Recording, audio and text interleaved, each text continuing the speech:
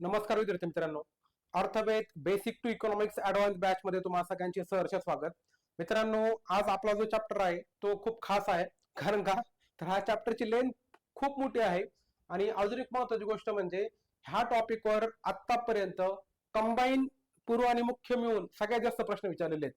म्हणजे आता थोडंफार कमी प्रश्न विचारतात, पण पूर्वी याच्यावर खूप सारे प्रश्न असायचे. आजकाल म्हणजे एक दोन प्रश्न असतातच, पण याच्यावर आतापर्यंत सगळ्यात जास्त प्रश्न विचारलेले आहेत. त्याच्यामुळे कंबाईन वाल्यांनी हा जो टॉपिक आहे तो खूप छान पद्धतीने करायचा आहे. आणि मी नोट्स बनवताना देखील तुम्हाला अशा पद्धतीने बनवलेले आहेत, पण तुम्हाला ते विसरणारच नाही. म्हणजे प्रॉपर कंपॅरेटिव्ह फॉर्मॅटमध्ये, चार्ट फॉर्मॅटमध्ये आणि सगळ्यात शेवटी त्याचा सारांश पण देण्याचा मी त्या ठिकाणी प्रयत्न केलेला आहे. त्याच्यामुळे तुम्हाला ह्या चॅप्टर शिकताना एक वेगळंच एनर्जी त्या ठिकाणी जाणवेल. मान्य करतो याच्यामध्ये थोडाफार फॅक्ट जास्त आहेत, पण शेवटी तुम्हाला कळून येईल की ह्या फॅक्ट पण जास्त काही अवघड नाहीत. आणि मी त्याला अजून थोडंसं कंपॅरेटिव्ह स्वरूपामध्ये केल्यामुळे ते तुम्हाला अजूनही चांगलं त्या ठिकाणी लक्षात राहील. तर बघा, अर्थवेद बॅच आपली आता जवळपास निम्मी होत आलेली आहे आणि तुम्ही सगळ्यांनी ऑलरेडी सगळे लेक्चर आतापर्यंत पाहिले असतील, त्याच्यावरचे टेस्ट सॉल्व्ह केले असतील आणि त्याचं रिपोर्ट कार्ड देखील मला पाठवा. बरेच विद्यार्थी मला रिपोर्ट कार्ड पाठवत नाहीये, राईट. तर तुम्ही सगळ्यांनी, तुम्हाला जर लेक्चर पाहताना काही प्रॉब्लेम आला, तुम्हाला काही जर टेक्निकल प्रॉब्लेम असेल किंवा इकॉनॉमिक्स विषयाबद्दल जरी प्रॉब्लेम असेल, तरी मला तुम्ही फ्रँकली लक्षात ठेवा मेसेज करू शकता. तो म्हणजे माझा नंबर मी ऑलरेडी यापूर्वी तुम्हाला खूप वेळा दिलेला आहे, 755-922-894. तुम्ही याच्यावर मला कॉल करून पहा. कॉल जर रिसिव्ह नाही झाला तर मेसेज टाका व्हॉट्सअपवर की सर असा असा माझा प्रॉब्लेम आहे, तर त्याला सोल्युशन सांगा. तर मी तुम्हाला ज्यावेळेस फ्री होईल त्यावेळेस नक्की तुम्हाला त्याला सोल्युशन देण्याचा प्रयत्न करेल, राईट. तर अशा पद्धतीने ओव्हरऑल सगळ्या गोष्टी आहेत. आणि अजून एक महत्वाची गोष्ट सांगायची होती ते म्हणजे, तर बघा, इकॉनॉमिक्स जसं मी तुम्हाला पाठीमागे सांगितलं, तर हा करंट ओरिएंटेड थोडाफार सब्जेक्ट आहे. म्हणजे ऑलमोस्ट 75% गोष्टी स्टॅटिक आहेत, पण थोडंफार क्वेश्चन जे असतात लक्षात घ्या, तुम्हाला करंट ओरिएंटेड देखील विचारले जातात. आणि मग ते तुमचं मिस होऊ नये म्हणून ऑलरेडी आपलं एक टेलिग्राम चॅनल आहे मित्रांनो, अर्थात एमपीसी इकॉनॉमिक्स ट्रिक्स नावाचं, ठीक आहे. तर तुम्हाला या ठिकाणी स्लाइडवर दिसत असेल, तर त्या ठिकाणी मी QR कोड देखील दिलेला आहे. याच्यापूर्वी देखील मी भरपूर वेळा आपल्या चॅनल बद्दल माहिती बोललो होतं. आणि चॅनलमध्ये आपण इकॉनॉमिक्सचे जे काही करंट अपडेट असतात ते एकदम स्मार्ट स्वरूपामध्ये टाकत असतो, किंवा स्टॅटिक कंटेंट देखील आपण बघा अशा पद्धतीने इन्फोग्राफिक स्वरूपामध्ये टाकत असतो. तर अशा पद्धतीने आपला टेलिग्रामचा ओव्हरऑल इंटरफेस आहे. तर तुम्ही टेलिग्रामची हे जे नाव तुम्हाला दिसतंय ते सर्च करून जॉईन करू शकता, किंवा या ठिकाणी मी QR कोड देखील दिलेला आहे, ते देखील करून तुम्ही त्या ठिकाणी जॉईन करू शकता, राईट. आणि त्याच्यावर आपला टेलिग्राम आयडी देखील त्या ठिकाणी मी तुम्हाला दिलेला आहे. तुम्ही त्याच्यावर तुम्हाला जर काही मेसेज असतील ते विचारू शकता. तर अशा पद्धतीने थोडक्यामध्ये तुम्हाला ओव्हरऑल माहिती द्यायची होती. तर बघा, सुरुवातीला आपण हा जो आपला चॅप्टर आहे कुठला, economic planning and 5 year plan, अर्थात आर्थिक नियोजन आणि पंचवार्षिक योजना, राईट. तर हा चॅप्टर पाहण्या अगोदर तुम्हाला थोडंफार कंटेक्स्ट माहित असणं गरजेचं आहे. बघा, कुठल्याही गोष्टीला जर कंटेक्स्ट माहित असेल ना, तर तुम्हाला संबंध खूप इझी होऊन जातं. म्हणजे तुम्हाला चॅप्टर बी शिकवेलच, पण मला जे आतापर्यंतच्या अभ्यासातनं, माझ्या स्वतःच्या अभ्यासातनं, शिकवण्यामधनं जे काही नॉलेज भेटले ते तुम्हाला मी एक्स्ट्रा थोडंफार सांगणार आहे, जेणेकरून तुम्हाला एक्झाम मध्ये लॉजिक लावायला मदत होईल. कारण लॉजिक कसं डायरेक्ट कधी डेव्हलप होत नसतं की तुम्ही अमुक लॉजिकची बॅच केली, ठोकतायाची बॅच केली, तुम्ही जाऊन एक्झाम मध्ये टॉप केला, असं कधी होत नाही, लक्षात ठेवा. तर तुम्हाला सगळ्या गोष्टी कंटेक्स्ट माहित असायला पाहिजे, तुम्हाला फॅक्ट्स माहित असायला पाहिजे, त्याच्या मागचं लॉजिक माहित असायला पाहिजे, कंटेक्स्ट माहितच जर असेल ना, तर तुमचं सिलेबस तुमच्यासाठी खूप इझी होऊन जातो. आणि मी याच्यापूर्वी देखील तुम्हाला खूप वेळा सांगत आलेला आहे की तुम्ही अभ्यास करताना आहे ना, इकॉनॉमिक्सला करंटला लिंक करत चला. जोपर्यंत तुम्ही करंटला तुमच्या डेली लाईफशी, आपल्या आम आदमीशी जोपर्यंत कनेक्ट करत नाही, तोपर्यंत तुम्हाला ते लेक्चर थोडंसं बोरिंग वाटेल, किंवा फॅक्ट थोड्याशा बोरिंग वाटेल, किंवा कन्सेप्ट तुम्हाला करायचे लक्षात नाही राहणार.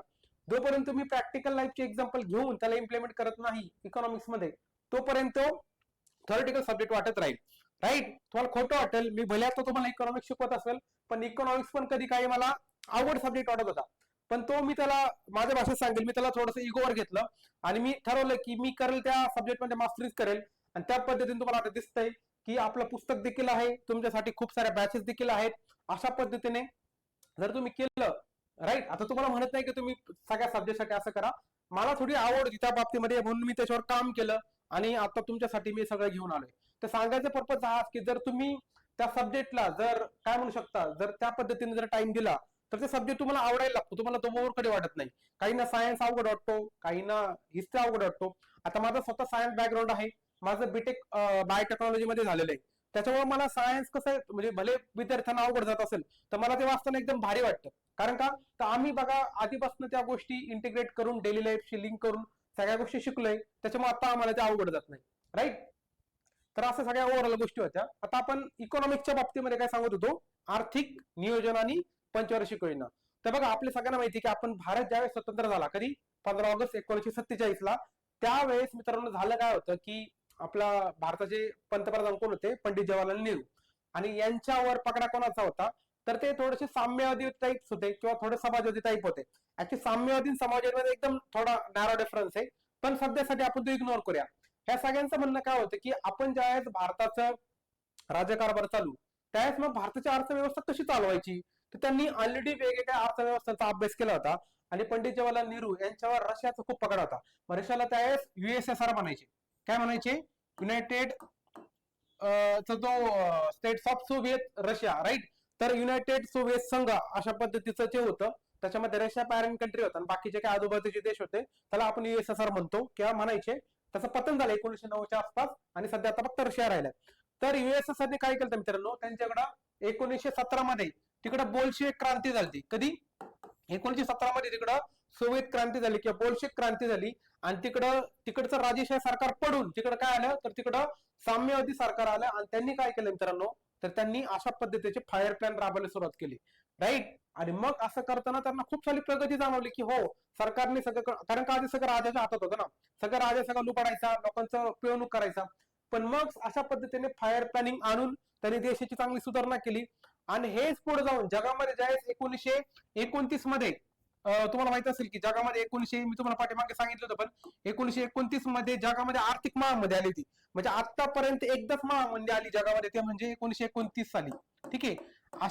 काय म्हणायचं तुम्हाला, महामंदी अशा पद्धतीने आलेली होती.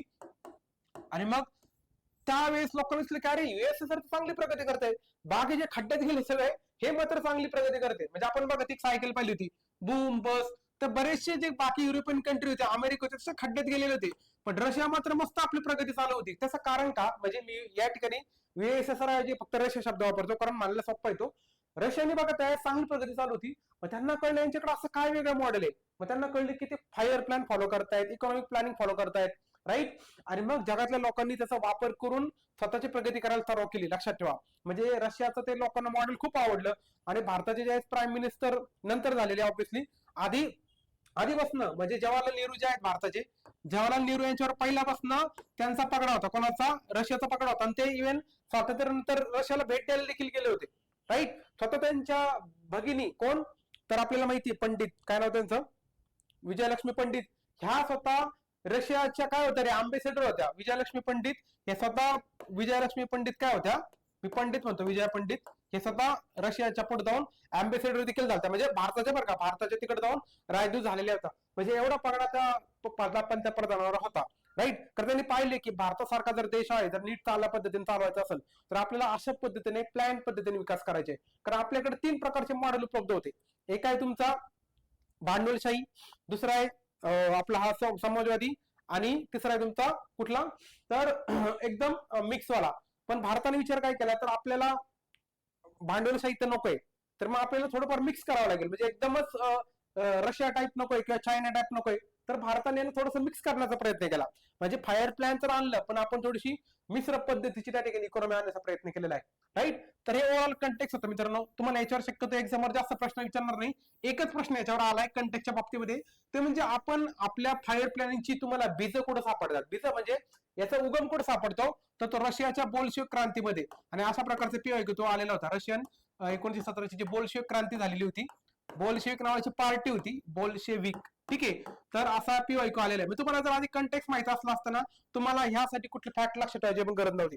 आणि ज्यांनी कुणी वर्ल्ड हिस्ट्रीचा चांगला अभ्यास केलेला असेल, वर्ल्ड हिस्ट्रीचा अभ्यास चांगला करा. तुम्ही डिस्क्रिप्टिव्ह मेन साठी देखील अभ्यास करत असता, तुम्ही या गोष्टी जर आधी माहित असतील, तुम्हाला ह्या गोष्टी इथं माहित असल्या असतं तरी आन्सर आला असतं. म्हणजे बघा अभ्यासाचा कसा फायदा होतो. राईट. म्हणजे बघा मला डिस्क्रिप्टिव्ह अभ्यासाचा फायदा झाला की नाही इकडं, तर अशा पद्धतीने नॉलेज घेत चला. नॉलेज कुठलंही वाया जात नाही. ते तुम्ही इंस्टाग्रामवर ते रील खेळत बसताना थोडंसं रीलची इंटेन्सिटी कमी करा आणि थोडंफार इकडे तिकडचं नॉलेज घेत चला. म्हणजे माझ्या बाबतीत सांगायचं झालं, मी साधा चहा प्यायला जर गेलो मित्रांनो तरी आपलं एबीपी माझा लोकसत्ताचे जे वर स्क्रोल करत असतो. म्हणजे इंस्टाऐवजी मी ते नुसतं न्यूज पाहतो की ठीक आहे मला कधी ना कधी त्याचा फायदा होतोय एक्झाम मध्ये, कारण कुठे ना कुठे वाचलेलं असतं ते. ठीक आहे मी भले पेपर काढून वाचत बसत नाही, पण असं कुठल्या तुमच्या कामाच्या गोष्टी जर तुम्हाला असतील तर त्याचा नक्कीच त्या ठिकाणी फायदा होत असतो. राईट. चला तर आणि सध्या तर ते कुठलं एक नवीन ट्रेंड आल्याचं म्हणायचं असेल गुचू पुचू काय आता माहिती मला जेनजी जनरेशनचे काय ते वेगवेगळे टर्मिनॉलॉजी आहे. मी तर जेनजी जनरेशनचा नाही मित्रांनो, मी मिलेनियल्स आहेत. त्याच्यामुळे आम्हा लोकांना ऑब्विसली ज्या पुढची जनरेशन असते म्हणजे मागच्या जनरेशनने मी पुढच्या जनरेशनला शिवाय घालत असते. तुम्हाला माहित असेल तुमच्या आई वडील तुमचे आजी आजोबा तुम्हाला नेहमी शिवाय घालत असेल की काय आताची पिढी काय ते मोबाईल मोबाईल काय ते हे आमकन काय काय ते तमकं. राईट. म्हणजे मिलेनियल लोकांना जेनजी बद्दल थोडाफार प्रॉब्लेम जनरली असतो, पण आता ते आंदोलन सक्सेस झाल्यापासून आता थोडासा तो प्रॉब्लेम काय म्हणू शकतो आपण जास्त आपण नाव नाही ठेवत. कोण मिलेनियल लोक जेनजीला जास्त नाव ठेवत नाहीत. आणि ऑब्विसली हे बघा कुठलीही जनरेशन जी असते ना त्या काळची जेनजी असते. म्हणजे अमेरिकेला आमच्या आधीच्या जनरेशनसाठी जेनजी होतं लक्षात ठेवा. राईट. असं असतं तिथं प्रकारे. आणि त्या ठिकाणी कुठल्याही जनरेशनला नाव ठेवायचं कारण नाही का प्रत्येक जनरेशन आपल्या ठिकाणी बरोबर असते. राईट. त्याच्यामुळे तुम्ही काही माझा गैरसमज करून घेऊ नका की सर काय नॅरो माइंडेड विचार करतायत, चांगलं काम ते केले जेनजीनी. राईट. ऑब्विसली या ठिकाणी सगळ्यांनीच चांगलं काम केलेलं आहे, पण प्रत्येक गोष्टीचे काही प्रोज आणि कॉन्स असतात, त्या सगळ्या गोष्टी आपल्याला विचारात घ्याव्या लागतात. राईट. चला तर आपण आपला इकॉनॉमीचं पुढचं लेक्चर चालू करतोय तो म्हणजे आर्थिक नियोजन आणि पंचवार्षिक योजना. राईट. तर बघा तुम्हाला मगाशी मी कंटेक्ट सांगितला होता की सगळ्यात पहिल्यांदा आपण आपलं बेसिक चॅप्टर पाहिलं होतं. बघा बेसिक चॅप्टरचा मी ठिकाणी कंटेंट थोडासा आणलाय जेणेकरून तुम्हाला थोडी आठवण यावी. बेसिक कन्सेप्ट मध्ये तुम्हाला मी काही गोष्टी सांगितल्या होत्या की अर्थव्यवस्थेचे 3 टाइप्स असतात. एक असतात तुमचे प्लॅन्ड इकॉनॉमी अर्थात नियोजित अर्थव्यवस्था. त्याच्यामध्ये मित्रांनो काय असतं तुमच्या अर्थव्यवस्थेवर कोणाचं नियंत्रण असतं रे, तर सरकार. राईट. माय बाप सरकार. राईट. मतलब मैं ही भगवान हूं. तुम्ही ऐकलं असेल बघा आपण तो कधी कधी ऐसा लागतं की आपणच भगवान आहे, तर सरकार या सेकंड भगवान असतं. कोण? सरकारचा रोल या ठिकाणी मेन असतो लक्षात ठेवा. त्याला म्हणतात प्लॅन्ड इकॉनॉमी. सरकारचे नियंत्रण असतं. दुसरी एक अर्थव्यवस्था असते त्या ठिकाणी असतं मार्केटचं नियंत्रण. मार्केटचं नियंत्रण कुठं असतं मित्रांनो? भांडवलशाही अर्थव्यवस्था युएसए जपान या ठिकाणी ज्या डेव्हलप कंट्री आहेत, डेव्हलप कंट्रीमध्ये युरोप आणि नॉर्थ अमेरिकेचे जे कंट्री आहेत आणि इकडे जपान वगैरे ह्या डेव्हलप कंट्री यांच्यामध्ये मार्केटचं नियंत्रण असतं. तिकडं अंबानी सारखे लोकांचं खूप मोठं नियंत्रण असतं. कॅपिटलिस्ट लोकांचं सरकार तिकडं असतं. कॅपिटलिस्टला ते फेवर करत असतात. ही बाजार नियंत्रित राईट अशा पद्धतीची अर्थव्यवस्था असते. आणि तिसरी असते ते म्हणजे मिश्र. ह्या दोघांची खिचडी करायची. तुम्ही खिचडी खाताना उपवासाला दाबून खाल्ली असेल बघा, आता आषाढी एकादशी होती तर मिश्र एकादशीत बोललो मी. मिश्र अर्थव्यवस्थेमध्ये सरकार नियोजित आणि बाजार नियंत्रित अशा दोघांची खिचडी करायची आणि मस्तपैकी ते वेपर्स बरोबर खायची. राईट. म्हणजे सरकार नियोजित ही झाली खिचडी, बाजार झाले तुमचं वेपर्स. असं मिळून तुम्ही मस्तपैकी फराळ करता जेणेकरून तुम्हाला खिचडी खाऊन बोर न झालं पाहिजे आणि वेपर्स खाऊन बोर नाही झालं पाहिजे.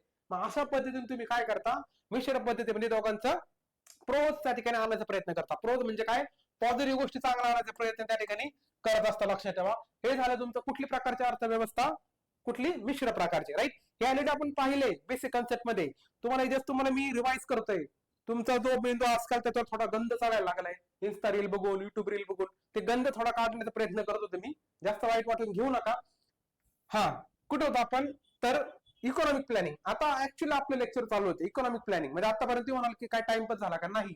हे बघा टाइमपास करायला ना मी तर तुमचे 10 तास लेक्चर घेऊ शकतो. ऑलरेडी मी तुम्हाला खोटं वाटेल सकाळी 10 वाजल्यापासून 12 वाजेपर्यंत कंटिन्युअस लेक्चर घेतलेले आहेत. त्याच्यामुळे मला लेक्चर घ्यायला बोर होणार नाही, तुम्हाला बोर होईल लक्षात ठेवा.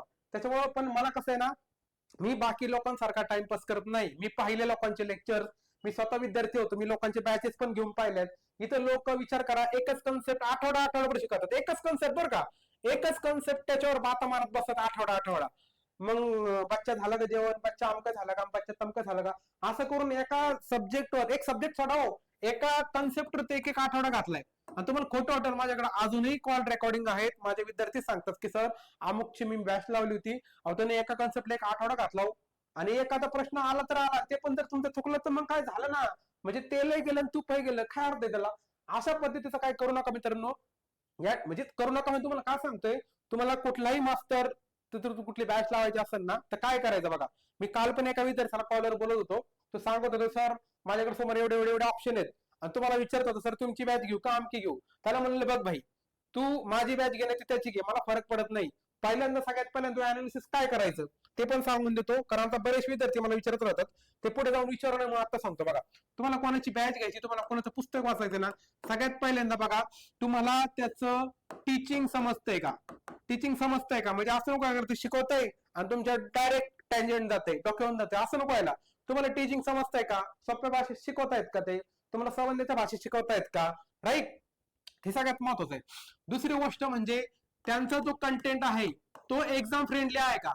असं नको आहे ना, तर मास्तरला खूप सारी येतंय पण त्यांचा कंटेंट एक्झाम फ्रेंडलीच नाहीये, राईट, म्हणजे उगाच काहीतरी फापट पसारा दिलाय किंवा तुम्हाला ते वाचूनच होत नाही, असं नको. म्हणजे इकॉनॉमिक्स साठी 1,00,000 पानाचं पुस्तक काय कामाचं आहे का, की 1000 पानाचं पुस्तक तुम्ही वाचत बसणार आहे का, नाही. त्याच्यामुळे एक्झाम फ्रेंडली कंटेंट तुम्हाला आहे का, तुम्हाला रिवाइज करता येत आहे का, रिव्हिजन फ्रेंडली आहे का, हे असणं त्या ठिकाणी खूप महत्वाचं आहे. आणि तिसरी गोष्ट म्हणजे त्यामध्ये त्यांचा असणारा रिफ्लेक्शन, म्हणजे काय रे, प्रत्येक एक्झाम मध्ये त्यांचे किती क्वेश्चन येत आहेत हे तुम्ही प्रूफ मागा ना त्यांना, तुम्ही त्यांना प्रूफ मागा की सर तुमचे इथून मागे किती क्वेश्चन आले. आणि आपण तर ऑलरेडी आपल्या टेलिग्राम चॅनेलवर सगळीकडे टाकलेले की हे बघा आमच्याकडे एवढे क्वेश्चन आलेत, हे तुम्हाला मी ऑलरेडी दाखवलंय, राईट, अशा पद्धतीने प्रूफ दाखवलेले. हे जर तुम्हाला आपण म्हणतो ना की बाप घाल आपलं, काय सॉरी बाप घालच म्हटलं मी, बाप दाखवण्याचं श्राद्ध घालणं नावाचं तुम्ही म्हण ऐकलं असेल.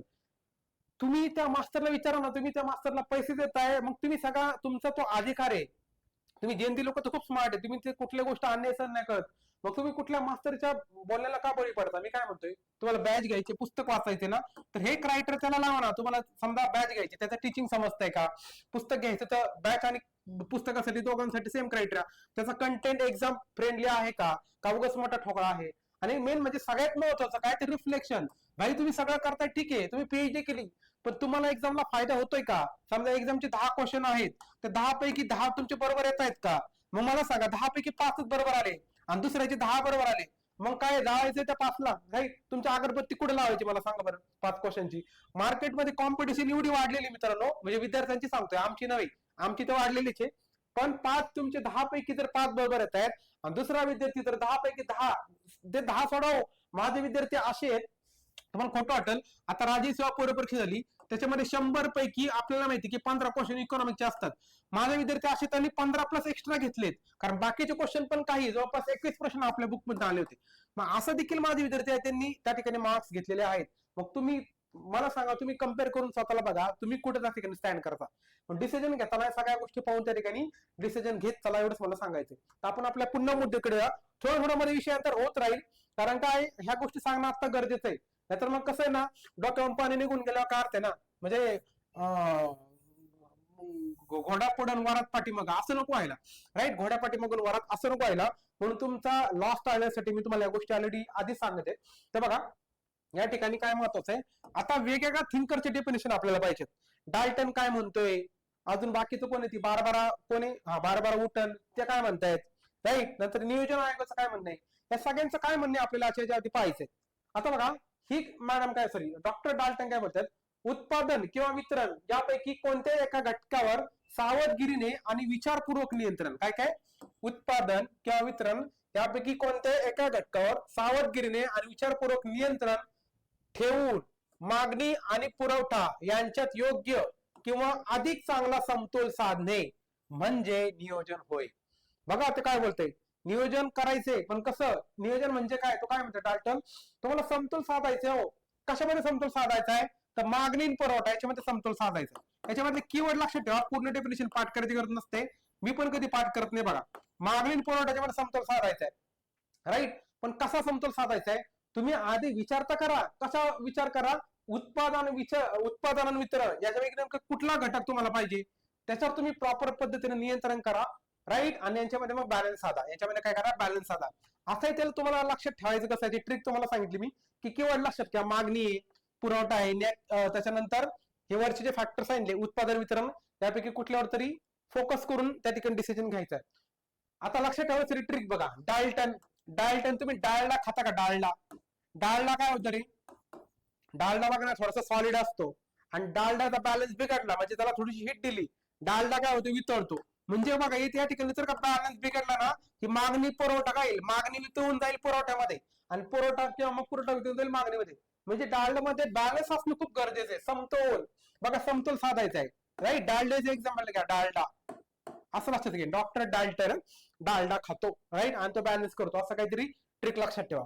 नंतर पुढचं थिंकर ते म्हणजे मिसेस मिसेस आहेत हा, मिस नव्हे, श्रीमती बार्बरा उटन काय म्हणतायत, सार्वजनिक सत्तेने आर्थिक अग्रक्रमांची जाणीवपूर्वक आणि हेतुपुरस्सर केलेली निवड म्हणजे आर्थिक नियोजन होय. ठीक आहे, एक सेकंद, पुन्हा आपण या. बार्बरा उटन काय म्हणतात, सार्वजनिक सत्ता म्हणजे गव्हर्नमेंट. आता हे खूप टेक्निकल शब्द आहेत बरं का ते थिंकर लोकांचे, राईट, म्हणून ते थिंकर झाले ना, एवढं डोक्यावर जाण्यासारखं डेफिनेशन देतात आपल्या, म्हणजे ते ओव्हर थिंकरच असणार आहेत. सार्वजनिक सत्ता म्हणजे गव्हर्नमेंटने अर्थात राज्य सत्तेने आर्थिक अग्रक्रमांची, आर्थिक अग्रक्रम म्हणजे काय रे, तुमच्या प्रायोरिटीज काय आहेत, इकॉनॉमिक प्रायोरिटी काय, तुम्हाला काय डेव्हलप करायचंय, इकॉनॉमिक प्रायोरिटी काय, त्याची जाणीवपूर्वक केलेली निवड, नेमकं तुम्हाला काय डेव्हलप करायची आहे त्याची निवड करायची आहे, सिलेक्ट करायचं की हा, आणि हेतुपुरस्पर केलेली निवड, तुम्ही जाणीवपूर्वक निवड करता आहात आणि हेतुपुरस्पर करताय की मला हे आधी डेव्हलप करायचे, ते आधी डेव्हलप करायचे. म्हणजे एखाद्या गव्हर्नमेंटने त्यांचा इकॉनॉमिक प्रायोरिटी ठरवण्याचा जो त्यांचा क्रायटेरिया आहे, ही सगळी प्रोसेस त्यांनी काय म्हटलंय, इकॉनॉमिक प्लॅनिंग अर्थात आर्थिक नियोजन, असं कोण म्हटलंय, बार्बरा उटन. कोण, बार्बरा. आता हे लक्षात कसं ठेवायचं रे, बार्बरा उटन, हे बघा, हे कोण आहे, लेडीज आहे. मग लेडीजची प्रायोरिटी असते की नाही, मी आधी पायावर उभं राहील, राईट, मग मी लग्न करेल, राईट, मग मी नंतर मुलं बाळ जे काय असेल ते. मग या ठिकाणी काय झालं, तुम्ही त्याची प्रायोरिटी सेट केली बारबाराने, असं तुम्ही करू शकता.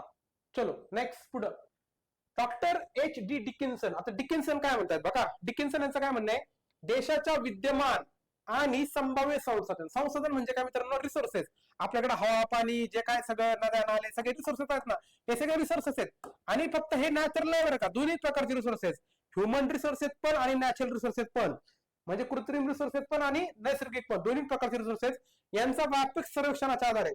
याचा सगळ्यांचा सर्वे करायचे की भारतामध्ये किती रिसोर्सेस आहे, किती माइंड पॉवर आहे, किती लाकडं आहेत, किती बिझनेस, म्हणजे ओव्हरऑल आधी रिसोर्सेस पहा भारताकडे काय काय रिसोर्सेस आहेत, राईट.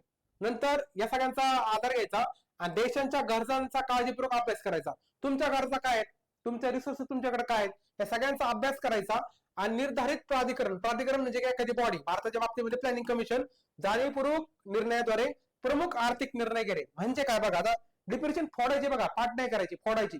काय करायचं, आधी पहिल्यांदा तुम्ही काय केलं, भारतामधले आधी रिसोर्सेस पाहिले, ठीक आहे. नंतर तुम्ही काय केलं रे, तुमच्या देशाच्या सगळ्यांचं आधी संरक्षण केलं, कशाच्या गरजांचं संरक्षण केलं, रिसोर्सेस संरक्षण केलं. आणि ते करत असताना ते तो करणार कोण आहे पण ऑब्विसली, तर तुमच्या देशामधली एखादी बॉडी, त्याला त्यांनी प्राधिकरण असा टेक्निकल शब्द वापरलाय. प्राधिकरण आपल्याला माहिती आहे मराठी शब्द आहे, एखादी बॉडी अर्थात समजा प्लॅनिंग कमिशन, यांनी जो काही आर्थिक निर्णय घेतला या सगळ्यांच्या बाबतीमध्ये, सिंपल भाषेमध्ये प्लॅनिंग कमिशन एखादा आर्थिक निर्णय घेते, कशाच्या बाबतीमध्ये, देशामधील लोकांच्या गरजा, त्यासाठी असणारे रिसोर्सेस, त्या सगळ्यांचं प्रॉपर सर्वेक्षण करते आणि मग जे काही डिसिजन घेते त्याला म्हणतात इकॉनॉमिक प्लॅनिंग. असं कोणाचं म्हणणं आहे, डॉक्टर एच डी डिकिन्सन. आता लक्षात कसं द्यायचं, डॉक्टर काय करतात, हे आधी पूर्ण तुम्हाला चेकिंग करतात का नाही, तुम्हाला स्टेथोस्कोप लावतात, तुमची ब्लड टेस्ट करतात, तुमचा बीपी चेक करतात आणि मग तुम्हाला डायग्नोसिस करतात ना, का डायरेक्ट पाहून सांगतात, हा तुला एड्स झालाय बरं का, तुला कॅन्सर झालाय बरं का, तुला डायबिटीज झाला, असं कधी सांगतात का नाही ना, तुला प्रॉपर आधी चेक करतात ना. मग या ठिकाणी देखील चेक करण्याचं काम कोण करताय, तर ज्या सेंट्रल ऑथॉरिटी असती, शक्यतो प्लॅनिंग कमिशन ते काम करतं. तर डॉक्टर एच टी डिकिन्सन. आता कसं ना बघा, डॉक्टर काय करतात, एकदम हाय डेफिनेशन कॅमेरा करून सर्वेक्षण करतायत, तुमचं प्रॉपर अनालिसिस करतायत हाय डेफिनेशन कॅमेरा वापरून, राईट, अशा पद्धतीने, आणि मग तुम्हाला त्या ठिकाणी उपाय करतायत, राईट. नंतर त्यांनी दुसरी एक अजून डेफिनेशन दिलेली आहे, ती पण आपण बघून घ्या. आर्थिक नियोजन म्हणजे संपूर्ण अर्थव्यवस्थेची तपशीलवार पाहणी, म्हणजे तेच बघा, थोडक्यात वेगळ्या प्रमाणात सांगितलेत. मग कुठल्या आधारे नेमकं काय काय प्रोडक्शन करायचं, कितल्या वस्तूंचं प्रोडक्शन करायचं, किती प्रमाणात करायचं आणि कसं करायचं, म्हणजे व्हॉट म्हणजे कोणत्या, किती म्हणजे हाऊ मच, आणि कसे, हाऊ म्हणजे कसं झालं, किती प्रमाणात, हाऊ मच आणि हाऊ, पुन्हा आलं बघा, हाऊ मच आणि हाऊ. तर what production, how much production आणि हाऊ प्रोडक्शन, राईट, म्हणजे हाऊ टू प्रोड्यूस आणि किती प्रमाणात, हे सगळ्या गोष्टी. आणि कुठं, व्हेअर पण ऍड झाला, म्हणजे सगळे डब्ल्यूएच टाईप प्रश्न विचारा बघा, तुम्ही ग्रामर मध्ये शिकता ना, डब्ल्यूएच टाईप प्रश्न सगळे विचारा, काय काय कुठं कसं केव्हा सगळं करायचं आणि त्याचं वितरण देखील कसं करायचं. त्या सगळ्या बाबतीत जे काही महत्त्वाचे डिसिजन घेतले जातात एखाद्या सेंट्रल ऑथॉरिटीद्वारे, त्याला म्हणतात इकॉनॉमिक प्लॅनिंग. असं कोणाचं म्हणणं आहे रे, हा टोच डिकिन्सन, म्हणजे तेच डेफिनेशन खाली थोडीशी वेगळ्या पद्धतीने सांगितलेली आहे, राईट. नंतर पुढचं आहे इकॉनॉमिक प्लॅनिंगची डेफिनेशन बाय नियोजन आयोग. आता ही आपल्यासाठी महत्वाची, मागच्या कदाचित विचारतील नाही विचारतील सांगता येत नाही, पण नियोजन आयोगाने स्वतः दिलेलं डेफिनेशन आपल्यासाठी महत्वाचं आहे. तर बघा, राष्ट्रीय प्राधान्यक्रमानुसार, प्राधान्यक्रम म्हणजे काय, आपल्या प्रायोरिटीज काय आहेत आधी ते ठरवा. देशाच्या प्रायोरिटीज काय आहेत, नेमकं आपल्याला काय अचीव करायचंय, शेती आधी विकसित करायचंय, काही उद्योग आधी विकसित करायचंय. नंतर पूर्व निर्धारित, पूर्व हे निर्धारित झाले, पूर्व निर्धारित करा विकासात्मक उद्दिष्ट, म्हणजे आधीच प्री डिसाइडेड तुमचे जे उद्दिष्ट आहेत ना, प्री डिसाइडेड उद्दिष्ट असतील विकासाचे उद्दिष्ट, त्या उद्दिष्टांचे उद्दिष्ट म्हणजे समजा आम्ही इकॉनॉमिक ग्रोथ टक्के ठेवले 7.5% का 60%, हे माझं टार्गेट ठेवले करण्यासाठी देशाच्या संसाधनांचा, संसाधन म्हणजे काय रे, तर रिसोर्सेस, मगाशी आपण रिसोर्सेस बद्दल बोललो होतो, त्यांचा इष्टतम वापर करायचा. इष्टतम म्हणजे काय, ऑप्टिमम, ना जास्त ना कमी. ऑप्टिमम म्हणजे काय रे, इष्टतम म्हणजे जास्त पण नाही कमी पण नाही, राईट. आणि वापर करण्याच्या दृष्टीने विवेक बुद्धीने, म्हणजे कसं रे, एकदम शहाण्या पद्धतीने. विवेक बुद्धी म्हणजे काय, सगळं तन मन धन प्रॉपर अनालिसिस करून विवेक बुद्धीने चालवली जाणारी प्रक्रिया, ही सगळी काय प्रोसेस आहे. त्या सगळ्या प्रोसेसला काय म्हणले त्यांनी, नियोजन म्हटलेलं आहे. पुन्हा सांगतो, तुमच्या राष्ट्रीय प्राधान्यक्रमानुसार, ठीक आहे, म्हणजे आधी प्रायोरिटीज ठरवल्या तुम्ही, पूर्व निर्धारित म्हणजे प्री डिसाइडेड का तुमचे उद्दिष्ट असतील विकासाचे, ते करण्यासाठी देशाच्या संसाधनांचा म्हणजे रिसोर्सेसचा तुम्ही काय करता, आधी इष्टतम वापर करता, म्हणजे काय करता, एक ऑप्टिमम युटिलायझेशन करता. ते करताना तुम्ही विवेक बुद्धी वापरता, म्हणजे तुम्ही प्रॉपर जे काय अनालिसिस एकदम माइंड डोकं तयार ठेवून ही जे काय सगळी प्रक्रिया करता, ते म्हणजे तुम्ही थोडक्यामध्ये तुमचं काय नियोजन होय, असं नियोजन आयोगाचं म्हणणं आहे, राईट. हे होतं वेगवेगळ्या प्रकारचे डेफिनेशन. आता डेफिनेशन शक्य जास्त प्रश्न विचारत नाही, पण आले तर तुमचं चुकायला नको म्हणून आपण सगळं बेसिक ऍडव्हान्स मध्ये कव्हर करत आहोत. आता बघा, आपल्याला पुढचं पाहायचंय, याच्या प्रश्न विचारतात ते म्हणजे हे पीआयके साठी महत्वाचे. बघा, हे पीआयके मध्ये तुम्हाला क्वेश्चन दिसतील की टाइप्स ऑफ इकॉनॉमिक प्लॅनिंग, आर्थिक नियोजनाचे प्रकार कुठले. यापैकी पहिल्या प्रकारचं म्हणजे तुमचा आदेशात्मक. आता तुम्हाला इंग्लिश मध्ये म्हणतात त्याला इम्पेरेटिव्ह, तुम्हाला मराठीमध्ये लवकर कळेल. आदेशात्मक, आदेशात्मक म्हणजे काय रे, त्या ठिकाणी आदेश दिला जातो. कोण देतो आदेश, सरकार देणार ना आदेश, की माझा सरकार मार्गी देणार आहे, मोदी साहेब रिझाईन करा, देणार आहे का नाही ना. त्याच्यामुळं हे ठिकाणी सरकार आदेश देतं. तर सरकारद्वारे उद्दिष्ट कशा असतात रे, सरकार ठरवतं काय त्यांना अचीव करायचंय. बघा ना, सरकार ठरवतं का नाही त्यांना काय अचीव करायचंय, म्हणजे देशाला काय अचीव करायचं सरकार ठरवत आहे, कारण आपण सरकारला निवडून दिलंय. नंतर टॉप टू बॉटम प्लॅनिंग, या ठिकाणी कसं होतं प्लॅनिंग, वरून खाली जागा नाही, त्याला म्हणतात टॉप टू बॉटम. वरून खाली म्हणजे काय, वरून सरकार सांगणार खाली की तुम्ही हे करा ते करा, वरून खाली सरकार अधिकाऱ्यांना सांगणार हे पॉलिसी आहे तुम्ही इम्प्लिमेंट करा, म्हणजे टॉप टू बॉटम प्लॅनिंग त्या ठिकाणी होतंय, राईट. अशा पद्धतीचं प्लॅनिंग असतं. नंतर भारताने कधी राबवले, तुम्हाला विचारतील की भारताने कधी राबवलं, तर 1949 पासून 1991 दरम्यान ते आपण अशा पद्धतीचं इम्पेरेटिव्ह प्लॅनिंग राबवले. पण जर एकदम ऍक्युरेट जर विचारलं तुम्हाला 1985 पर्यंत, आपण लक्षात ठेवा पूर्णपणे आदेशात्मक राबवले. ती म्हणाले 1985 ते 90 दरम्यान काय झाले, तर बघा 1985 ला काय केलं माहिती का सरकारने, 1985 नंतर पुढे जाऊन इंडिकेटिव्ह प्लॅनिंग सुरू केलेलं होतं. ते म्हणजे फक्त सायन्टिफिक फील्डमध्ये, फक्त विज्ञान क्षेत्रामध्ये आपण कुठल्या रे इंडिकेटर प्रकारचं प्लॅनिंग सुरू केलं होतं. आणि मग 91 नंतर एलपीजी रिफॉर्म झाल्यानंतर आपण प्रॉपरली इंडिकेटिव्ह पद्धतीचं प्लॅनिंग त्या ठिकाणी चालू केलेलं आहे सगळ्या सेक्टरसाठी, राईट. हे कंप्लीट तुम्हाला आताच सांगतोय. हा, आता इंडिकेटिव्ह प्लॅनिंग मध्ये कसं असतं मित्रांनो, खासगी क्षेत्रावर सरकार डायरेक्टली नियंत्रण करत नाही. आधीच प्लॅनिंग होतं ना, इकडे बघा, इकडे मध्ये सगळ्याच क्षेत्रावर सरकारचं नियंत्रण होतं.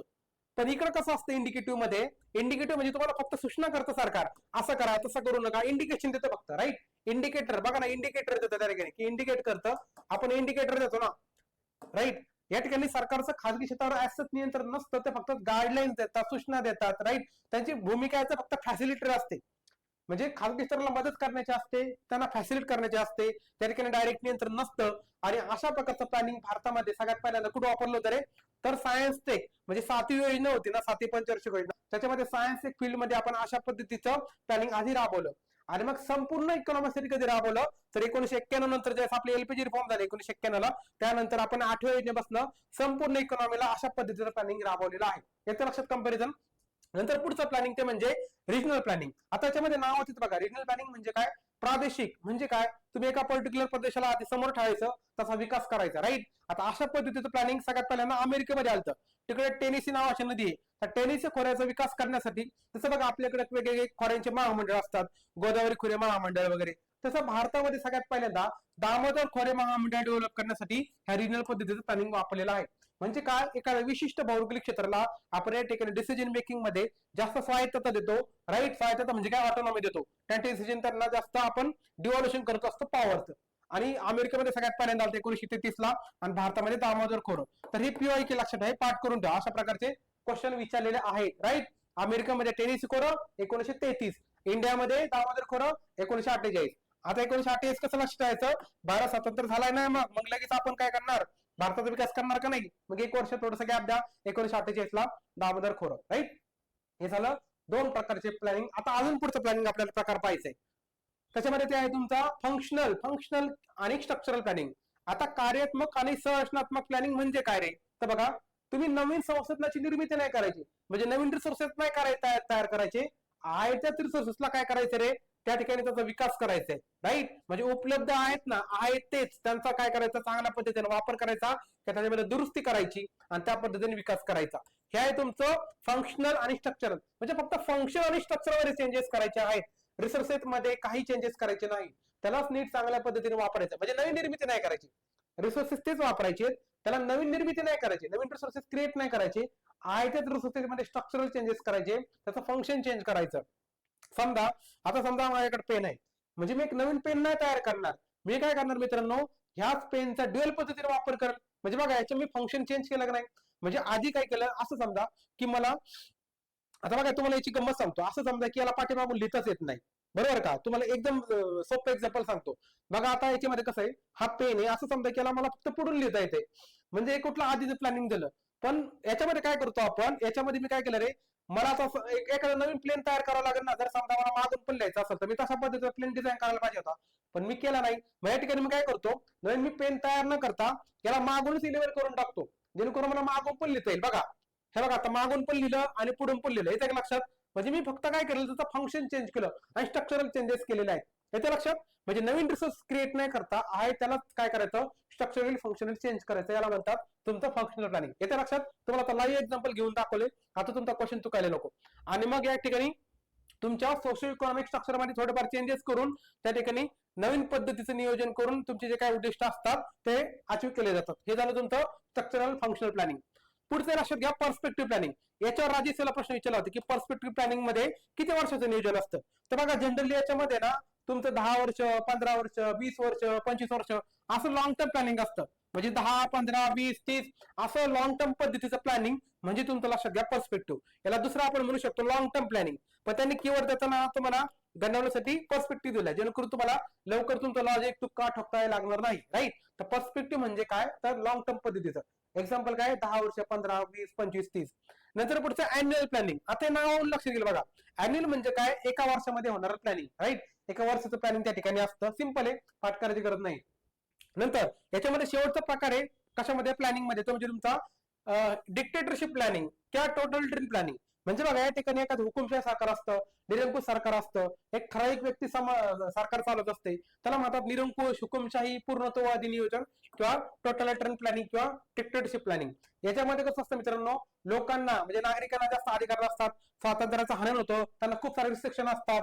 जे काय असतं त्या पर्टिक्युलर आदिसत्ता असतेवर जे हुकुमशाह असतो किंवा जे ऑथॉरिटेरियन सरकार असतं त्यांच्याकडे सगळं कंट्रोल ठरलेलं असतं. राईट, म्हणजे कुठं काय कसं केव्हा काय प्रोड्यूस करायचं हे सगळं कोण ठरवतं, कोण ठरवतं रे, तर ते वरची जी व्यक्ती असते, कोणची पार्टी असते ते ठरवते. जसं समजा चायना बघा, चायनामध्ये आपल्याला माहिती की प्रकारची हुकुमशाहीचे ना, तिकडे जी त्यांची कम्युनिस्ट पार्टी ते ठरवण्याचं काम करत असते.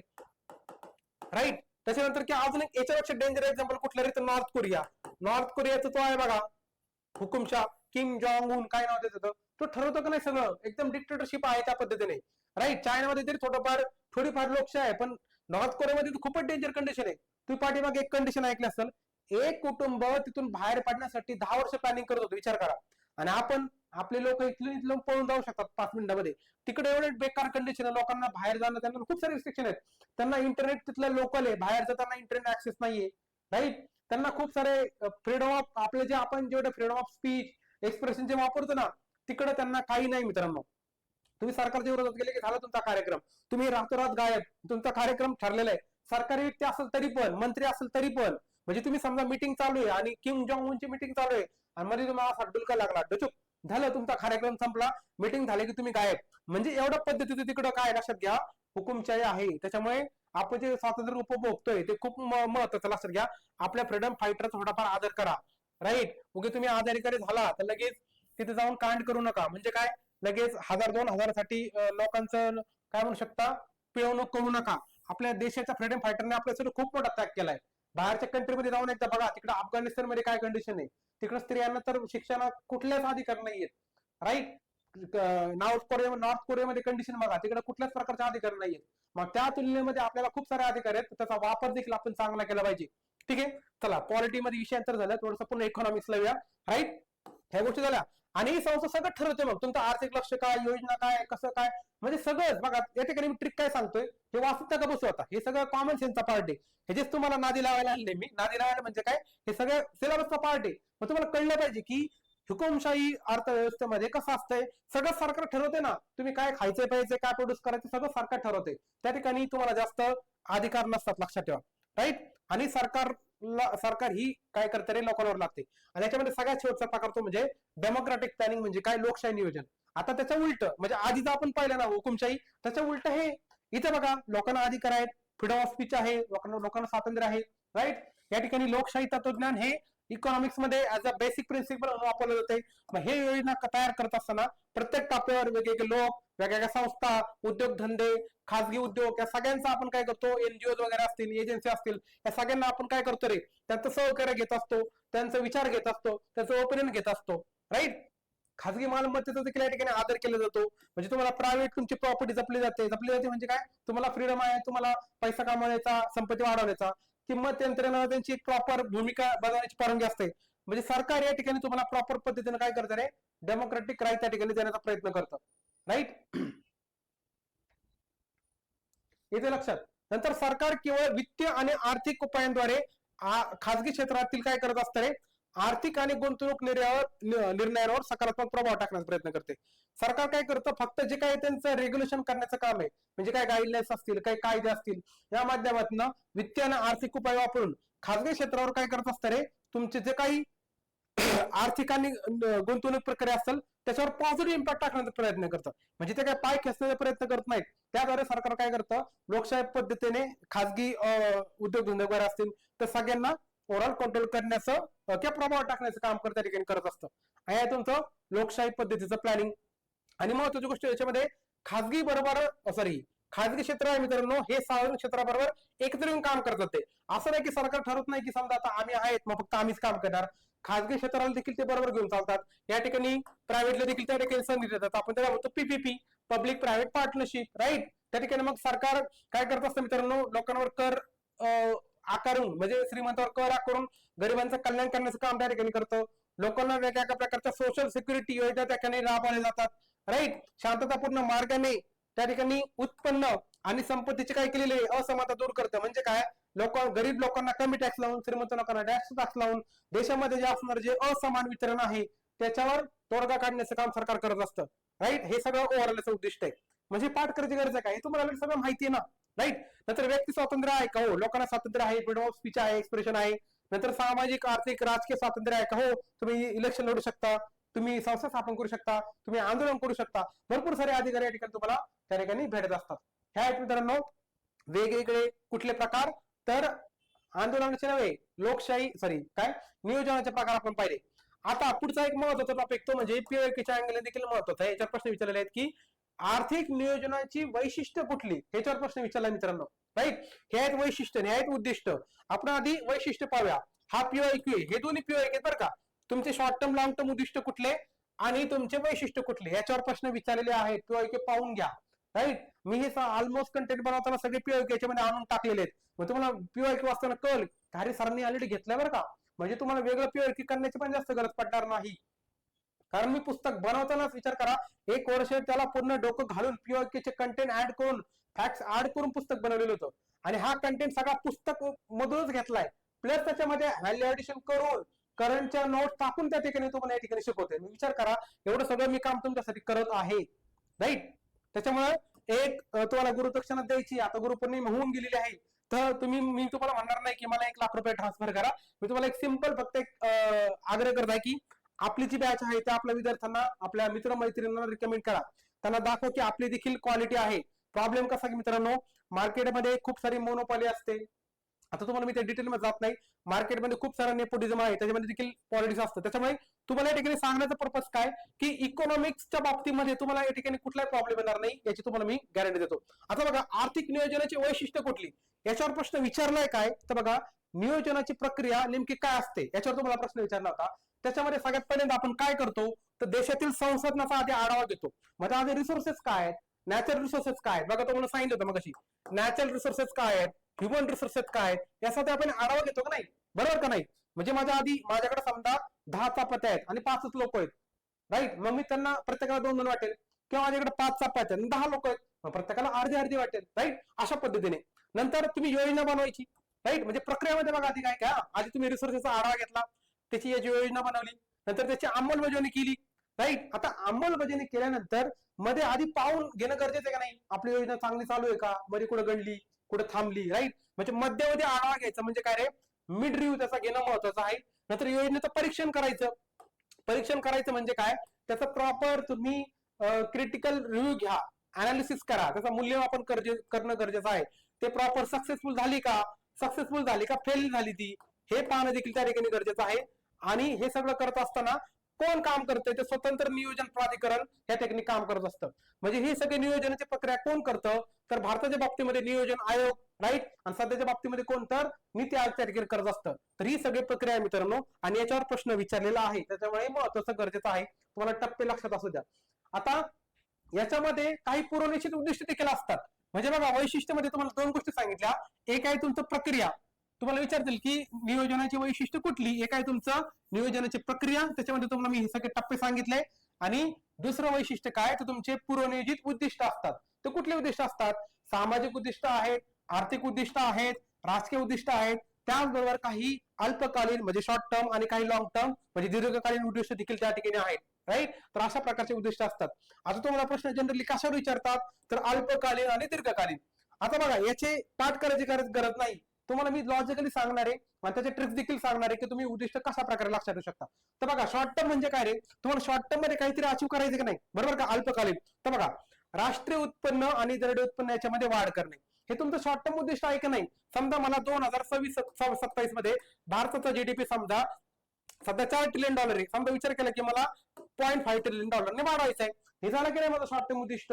किंवा मला 2030 पर्यंत इंडियाची इकॉनॉमी $5 ट्रिलियन करायची, हे झालं माझं शॉर्ट टर्म उद्दिष्ट. म्हणजे काय, या ठिकाणी तुम्ही राष्ट्रीय उत्पन्न आणि पर कॅपिटल इन्कम याच्यामध्ये वाढ करण्याचं उद्दिष्ट ठेवता. नंतर रोजगाराची उपलब्धता वाढवणे. आता बघा, रोजगार भारतामध्ये आहे का, आहे ना, पण अजून देखील आपल्याकडे 5 ते 6% बेरोजगारी आहेच की नाही. मग त्या ठिकाणी आपण रोजगार वाढवण्याचा प्रयत्न करतोय. वाढायचं म्हणतं बरं का मी, पूर्णपणे बेरोजगारी काढायचं म्हणत नाही. नंतर दारिद्र्य कमी करायचं. बघा, दारिद्र्य आपलं स्वातंत्र्याच्या आसपास किती होतं, मोर दॅन 50% आपल्याकडं जनता गरीब होती. पण बघा, आपण ते कमी कमी करत गेलो की नाही. आता जर सध्याच्या घडीला आपण पाहिलं तर मल्टी डायमेन्शनल पॉवर्टी इंडेक्स नुसार भारतामध्ये 6.5% जनता ही मल्टी डायमेन्शनल पोअर आहे. म्हणजे बघा, आपण किती चांगलं काम केलेलं आहे. म्हणजे दारिद्र्याचं काम आपण या ठिकाणी कमी केलेलं आहे. म्हणजे सरकार सांगेल की आम्ही पुढच्या 1 वर्षामध्ये दारिद्र्याचं प्रमाण समजा 5% कमी करेल, 10% कमी करेल. नंतर भाववाढीवर नियंत्रण मिळवणे, या ठिकाणी आपण काय करतो, जे सध्या महागाई असेल, समजा महागाई समजा 4 ± 2% टार्गेट ठेवलंय, पण समजा महागाई गेली 9%वर, मग सरकार काय म्हणेल, आरबीआयच्या माध्यमातून मॉनिटरी पॉलिसीच्या माध्यमातून आम्ही महागाई अजून कमी करणार. हे झालं तुमचं शॉर्ट टर्म टार्गेट. नंतर व्यवहार तोल तूट, म्हणजे तुमचं बॅलन्स ऑफ पेमेंटची जे असेल असं डेफिसिट, तो आपण कमी करतो, राईट. त्या ठिकाणी आपण निर्यात वाढवणार आणि आयात कमी करणार. आणि आर्थिक स्थैर्य, इकॉनॉमिक स्टॅबिलिटी, वेगवेगळे मॅक्रो इकॉनॉमिक टूल्स वापरून सरकार काय करतं, आरबीआयच्या माध्यमातून आणि स्वतः पॉलिसीच्या माध्यमातून, म्हणजे मॉनिटरी पॉलिसी आणि फिस्कल पॉलिसीच्या माध्यमातून आर्थिक स्थैर्य आणण्याचा प्रयत्न करतात. ह्या मित्रांनो तुमचे शॉर्ट टर्म. आता लॉंग टर्म सांगतो, मग तुम्हाला त्या ठिकाणी मी ट्रिक सांगणार कसं तुम्ही करू शकता. बघा, दीर्घकालीन उद्दिष्ट काय असतं, तर आपल्याला भारताचा काय करायचं रे, विकास करायचा की नाही, राईट. म्हणजे लॉंग टर्म साठी बघा, आपण काय करतो, आपलं टार्गेट काय, आपल्याला 2047 पर्यंत काय व्हायचंय, विकसित भारत ऍट 2047. तुम्ही थीम वाचली असेल बजेट मधली, तर आपल्याला 47 मध्ये व्हायचंय. म्हणजे लॉंग टर्म झालं का नाही रे, आपण 47 ला काय झालो रे, स्वतंत्र झालो. मग 100 वर्षामध्ये आपण विकसित होण्याचं उद्दिष्ट ठेवलंय की नाही, झालंय की नाही लॉंग टर्म उद्दिष्ट. म्हणजे आर्थिक वाढ पण करायचं आणि विकास पण करायचा आहे. राईट. किंवा आपण उद्दिष्ट ठेवले की समजा आपल्याला लगेच युएसला आपण पाठी मागं टाकू शकत नाही, पण आपण जगातली तिसरी अर्थव्यवस्था होण्यासाठी प्रयत्न करतो का नाही. तर 2035 पर्यंत आपण जगामध्ये तिसरी अर्थव्यवस्था होण्यासाठी टार्गेट ठेवलेलं आहे, लॉंग टर्म टार्गेट आहे की नाही. नंतर पुढचं संपूर्ण रोजगार. आता बघा याच्यामध्ये ट्रिक कशी आहे, इकडे शॉर्ट टर्म मध्ये आपण विचार केला की आपल्याला फक्त रोजगाराची उपलब्धता वाढवायची, पण इकडे आपण टार्गेट काय ठेवतोय, आपल्याला सगळ्या लोकांना रोजगार द्यायचे. कुणी घरी नाही बसलं पाहिजे, माशा मारत बसलं नाही पाहिजे आपल्यासारखं, सगळ्यांना रोजगार त्या ठिकाणी भेटणार आहे, सगळ्यांना नोकऱ्या भेटणार आहे. हे तुमचं लॉंग टर्म वाले उद्दिष्ट. अजून इकडे बघा, इकडे शॉर्ट टर्म मध्ये काय सांगितलं होतं, पॉवर्टीचं प्रमाण कमी करायचं. मी कमी करायचं बोललो होतो, पूर्णपणे काढायला बोललो नव्हतो. इकडे बघा लॉंग टर्म मध्ये काय, भारताचा एकही व्यक्ती गरीब राहायला नको, राईट. हे आहे तुमचं लॉंग टर्म वाले उद्दिष्ट, म्हणजे दारिद्र्य निर्मूलन. नंतर पुढचं आहे भाव वाढ नियंत्रण मिळवणं. तिकडे होतं, इकडे आपण काय करतोय, लोकांना पूर्णपणे स्वयंपूर्णता यावी, म्हणजे आपली इकॉनॉमी पूर्णपणे स्वयंपूर्ण व्हावी. आपल्याला कोणापुढे हात पसरायला लागू नये, ना अमेरिकेकडे ना रशियाकडे ना चायनाकडे, पूर्णपणे स्वयंपूर्ण. म्हणजे आपण आत्मनिर्भर भारत नावाचं मिशन देखील त्याकडे लॉन्च केलं होतं बघा कोविडच्या आसपास, राईट. जेणेकरून आपल्याला संकटाच्या काळामध्ये कोणासमोर हात पसरायची गरज पडणार नाही. स्वावलंबन हे आपलं लॉंग टर्म उद्दिष्ट असायला पाहिजे. नंतर तिकडे आपण विचारलं काय होतं, आर्थिक स्थैर्य. आपण इकडे काय म्हणतोय, दुसरं आर्थिक स्थैर्य नकोय, तर आपल्याला त्या ठिकाणी आर्थिक समता पण पाहिजे.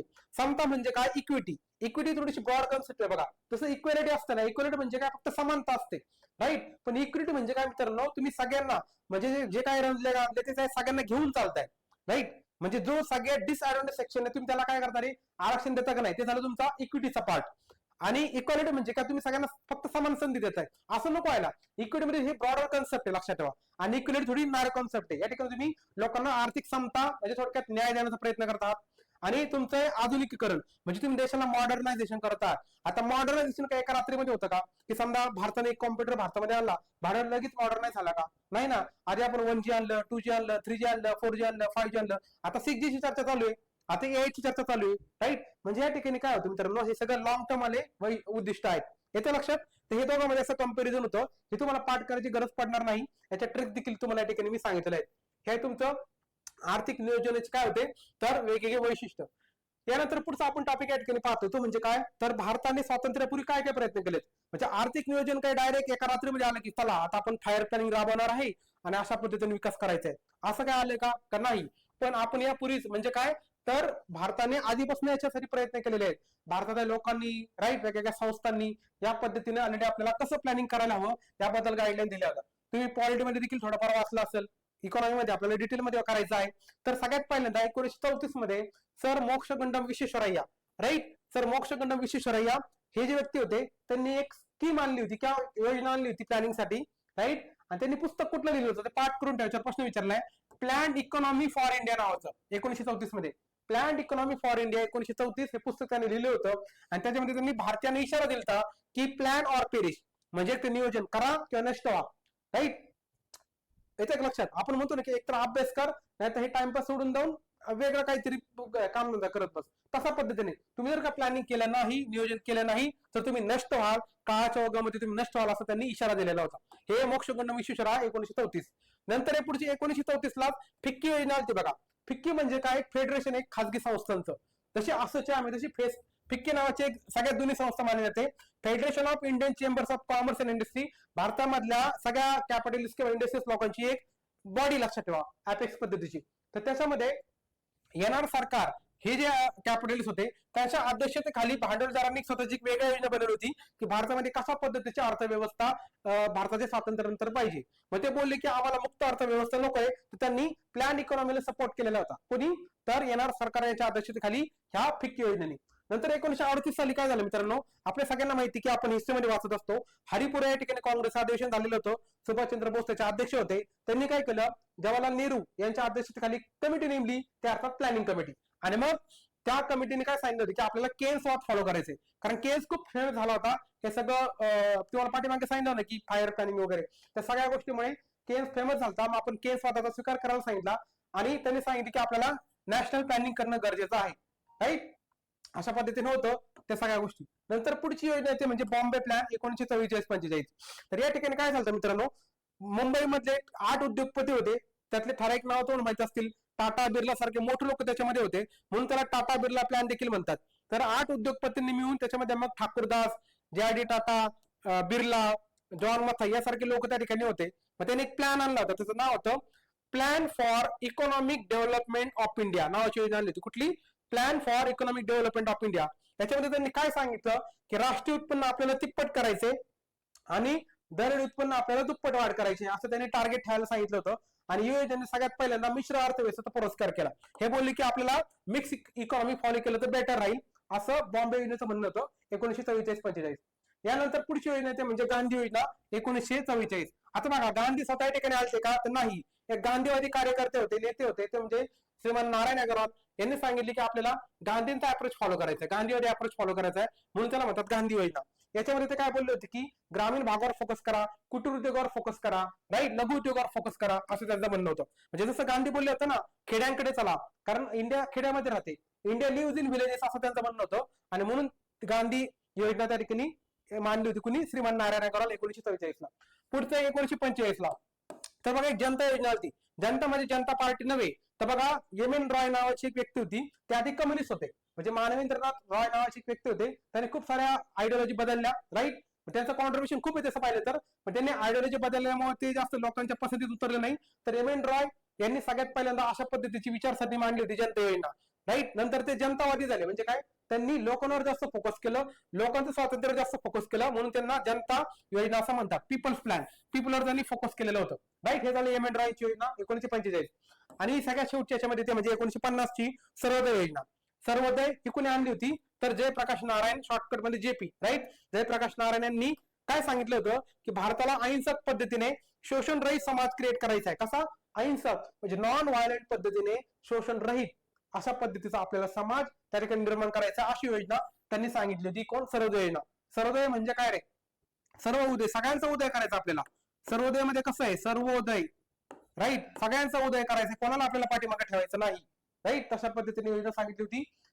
सर्वोदय योजना तशा पद्धतीने आहे, राईट. हे झालं वेगवेगळ्या प्रकारची योजना. यानंतर आपण पुढचा टॉपिक याच्यामध्ये पाहतो तो म्हणजे भारतामध्ये प्लॅनिंग साठी असणाऱ्या वेगवेगळ्या संस्था. आता याच्यावर तुम्हाला कायम प्रश्न विचारले जातात आणि आपल्या फेवरेट टॉपिक लक्षात द्या, राईट. प्लॅनिंग विषयावर खूप सारे प्रश्न विचारलेत, एनडीए खूप सारे प्रश्न विचारलेत, आणि आता सध्या प्रश्नाचा फोकस कुठे शिफ्ट झालाय तर नीती आयोगावर झालाय, लक्षात ठेवा, राईट. त्याच्यामुळे एक्झामच्या अंगाने हा चार्ट खूप तुमच्यासाठी महत्वाचा आहे. तर बघा, सगळ्यात आपल्या भारतामध्ये तुम्हाला जसं मी मगाशी वेगवेगळ्या डेफिनेशन मध्ये सांगितलं होतं की नियोजन करण्यासाठी सेंट्रल संस्था त्या ठिकाणी लागत असते. मग भारतामध्ये सेंट्रल संस्था कुठली होती? तर प्लॅनिंग कमिशन नावाची एक non statutory, non constitutional body सरकारने त्या ठिकाणी स्थापन केली होती. ते म्हणजे तुमचं प्लॅनिंग कमिशन 1950 ला स्थापन झाली होती, 15 मार्च 1950. आणि ती कशाद्वारे स्थापन झाली? तर सरकारच्या ठरावाद्वारे. त्यासाठी एक 1946 ची केसी नियोगी नावाची समिती होती, त्याने रिकमेंड केले की अशा पद्धतीची तुम्ही संस्था स्थापन करा. मग सरकारने सरकारच्या ठरावाद्वारे अशा पद्धतीची संस्था स्थापन केलेली होती. याचा उद्देश काय होता की पंचवार्षिक योजना तयार करणं, त्याला इम्प्लिमेंट करण्याचं काम हे ओव्हरऑल सगळं हे करणार होतं. इम्प्लिमेंट खाली केलं जातं जनरली, पण ओव्हरऑल पंचवार्षिक योजना तयार करण्याचं जे आपण काम होतं ते सगळं आपण प्लॅनिंग कमिशनला दिलेलं होतं. आपण आधी प्लॅनिंग कमिशन पाहून घेऊया. हा, आता त्याचं स्वरूप कसं आहे बघा, तसं तुम्हाला आधी मी सांगितलं. ह्या ज्या तिन्ही बॉडीज आहेत मित्रांनो, प्लॅनिंग कमिशन, एनडीसी म्हणजे राष्ट्रीय विकास परिषद, आणि नीती आयोग, ह्या तिन्ही संस्था non constitutional, non statutory, right, अशा पद्धतीच्या बॉडी आहेत, राईट. आणि हे सल्लागार पद्धतीचे म्हणजे सरकारला सल्ला देण्याचं काम करतात बऱ्यापैकी. प्लॅनिंग कमिशनचं डिस्कशन जास्त होतं. प्लॅनिंग कमिशनला बऱ्यापैकी फंड वाटपचे देखील अधिकार दिले जाते, पण सध्या नीती आयोगाचं काम सध्या मोस्टली थिंक टँक म्हणूनच काम करतात बऱ्यापैकी, ठीक आहे. त्याच्यानंतर आता याची रचना बघा, प्लॅनिंग कमिशनची रचना जी होती ना ती थोडीशी अनिश्चित पद्धतीची होती. म्हणजे ती प्रॉपर त्यांनी फिक्स पद्धतीने केलेली नव्हती. या सगळ्यांचे ऑलमोस्ट तिन्ही ठिकाणी जे अध्यक्ष जे होते ना ते प्राईम मिनिस्टर होते. म्हणजे सगळीकडे जे अध्यक्ष होते तिन्ही बॉडीज मध्ये पंतप्रधान अध्यक्ष होते. नंतर प्लॅनिंग कमिशन मध्ये उपाध्यक्ष कोण असायचे तर एक पूर्ण काम करणारे सदस्य नेमले जायचे प्राईम मिनिस्टरद्वारे.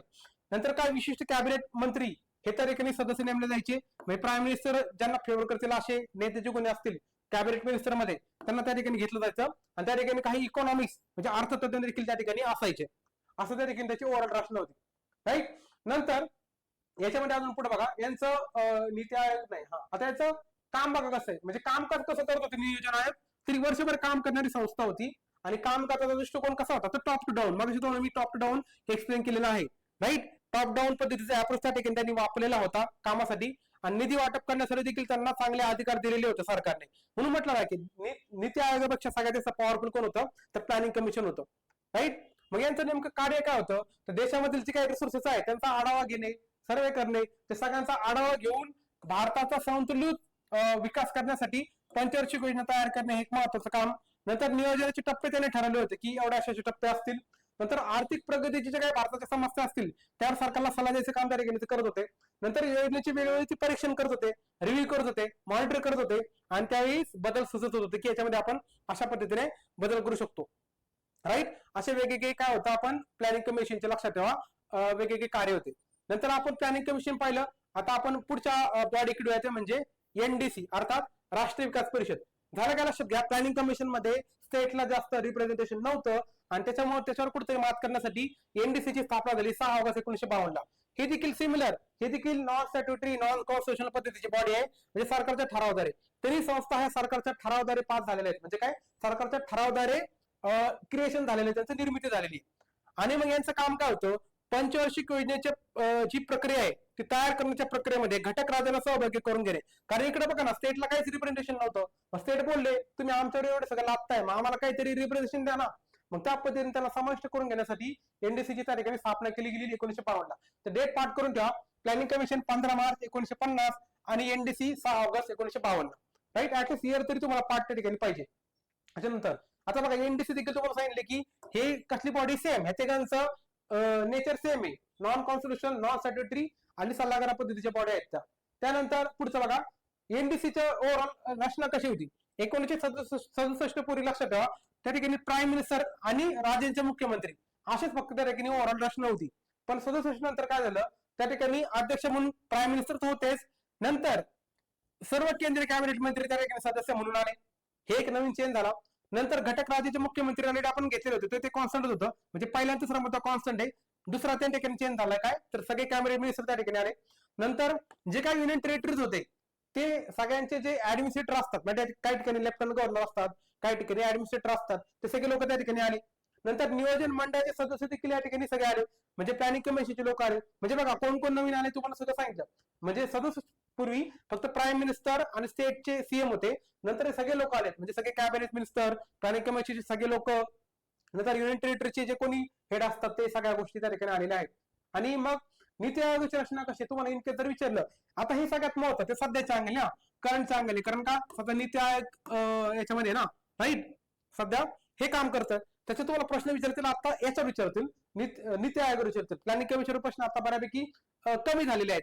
तर बघा नीती आयोगावर तुम्हाला प्रश्न काय विचारतील की याच्या अध्यक्ष कोण असतात, ऑब्विसली प्रतिष्ठित अध्यक्ष असतात तुमचे पंतप्रधान. नंतर उपाध्यक्ष कोण रे, तर पंतप्रधान काय करतात, एका व्यक्तीला त्या ठिकाणी त्याची नेमणूक करतात आणि ह्या पर्टिक्युलर व्यक्तीला कॅबिनेट मंत्र्याचा दर्जा असतो, लक्षात ठेवा. राईट, आणि सध्या कोण आहे, अशोक कुमार लाहिरी. अपडेट करून घ्या, आधी वेगळी व्यक्ती होती, आता नवीन व्यक्ती आलेली आहे. तर अशोक कुमार लाहिरी हे 2026 पासून, मे 26 पासून त्यांची नियुक्ती झालेली आहे. नंतर एक गव्हर्निंग काउन्सिल असते. गव्हर्निंग काउन्सिल म्हणजे काय, या ठिकाणी सगळ्या राज्यांचे मुख्यमंत्री या ठिकाणी आणि युनियन टेरिटरीचे लेफ्टनंट गव्हर्नर अशा पद्धतीने राज्य आणि युनियन टेरिटरी यांना प्रतिनिधित्व देण्यासाठी एक गव्हर्निंग काउन्सिल म्हणजे प्रशासकीय परिषद असते. नंतर काही पदसिद्ध सदस्य देखील असतात. आता सध्या पदसिद्ध सदस्य कोण आहे बघा, संरक्षण मंत्री राजनाथ सिंग, नंतर गृहमंत्री अमित शहा, नंतर कृषी मंत्री शिवराज सिंग चौहान आणि फायनान्स मिनिस्टर निर्मला सीतारामन, असे जे मेन मिनिस्टर आहेत त्यांचे नेते त्या ठिकाणी आहेत. नंतर सीओ बघा, सीओ कोण म्हणून आले, तर एक महिला आल्या ते म्हणजे निधी चिब्बर नावाच्या. राईट, निधी चिब्बर त्या ठिकाणी आलेल्या आहेत कधी, फेब्रुवारी 26 पासून. आणि आधी कोण होते त्या ठिकाणी, तर बिवा सुब्रमण्यम त्या ठिकाणी सीओ होते 2023 पासून. आता चेंज होऊन कोण आलेला आहे, निधी चिब्बर, हे पाठ करून ठेवा. राईट, आणि त्याच्या आधी कोण होतं, परमेश्वरम अय्यर होते. आणि जनरली हे कोण नेमणूक करतं, म्हणजे सीओची नेमणूक कोण करतं लक्षात ठेवा, प्राईम मिनिस्टर त्या ठिकाणी सचिव दर्जाची व्यक्ती म्हणजे सेक्रेटरी लेवलची व्यक्तीचं नियुक्ती प्राईम मिनिस्टर करत असते सीओ पदी. ठीक आहे. नंतर नीती आयोगामध्ये काही पूर्णकालीन सदस्य देखील असतात, म्हणजे हे फुल टाइम मेंबर असतात. राईट, फुल टाइम मेंबर असतात. सध्या कोण याच्यामध्ये बघा, याच्यामध्ये राजीव गौबा हे भारताचे माजी कॅबिनेट सेक्रेटरी होते. नंतर प्रोफेसर के व्ही राजू हे इकॉनॉमिक्स आहेत. नंतर प्रोफेसर गोवर्धन दास हे शैक्षणिक आणि इम्युनॉलॉजिस्ट आहेत. ठीक आहे. त्याच्यानंतर पुढचं बघा, प्रोफेसर अभय करंदीकर हे शैक्षणिक आणि टेलिकॉम क्षेत्रामधले व्यक्ती आहेत. ठीक आहे. हे मित्रांनो वेगवेगळ्या पूर्णकालीन सदस्य कोण कोण, राजीव गौबा, के व्ही राजू, गोवर्धन दास, नंतर अभय करंदीकर, ह्याच्या लक्षात.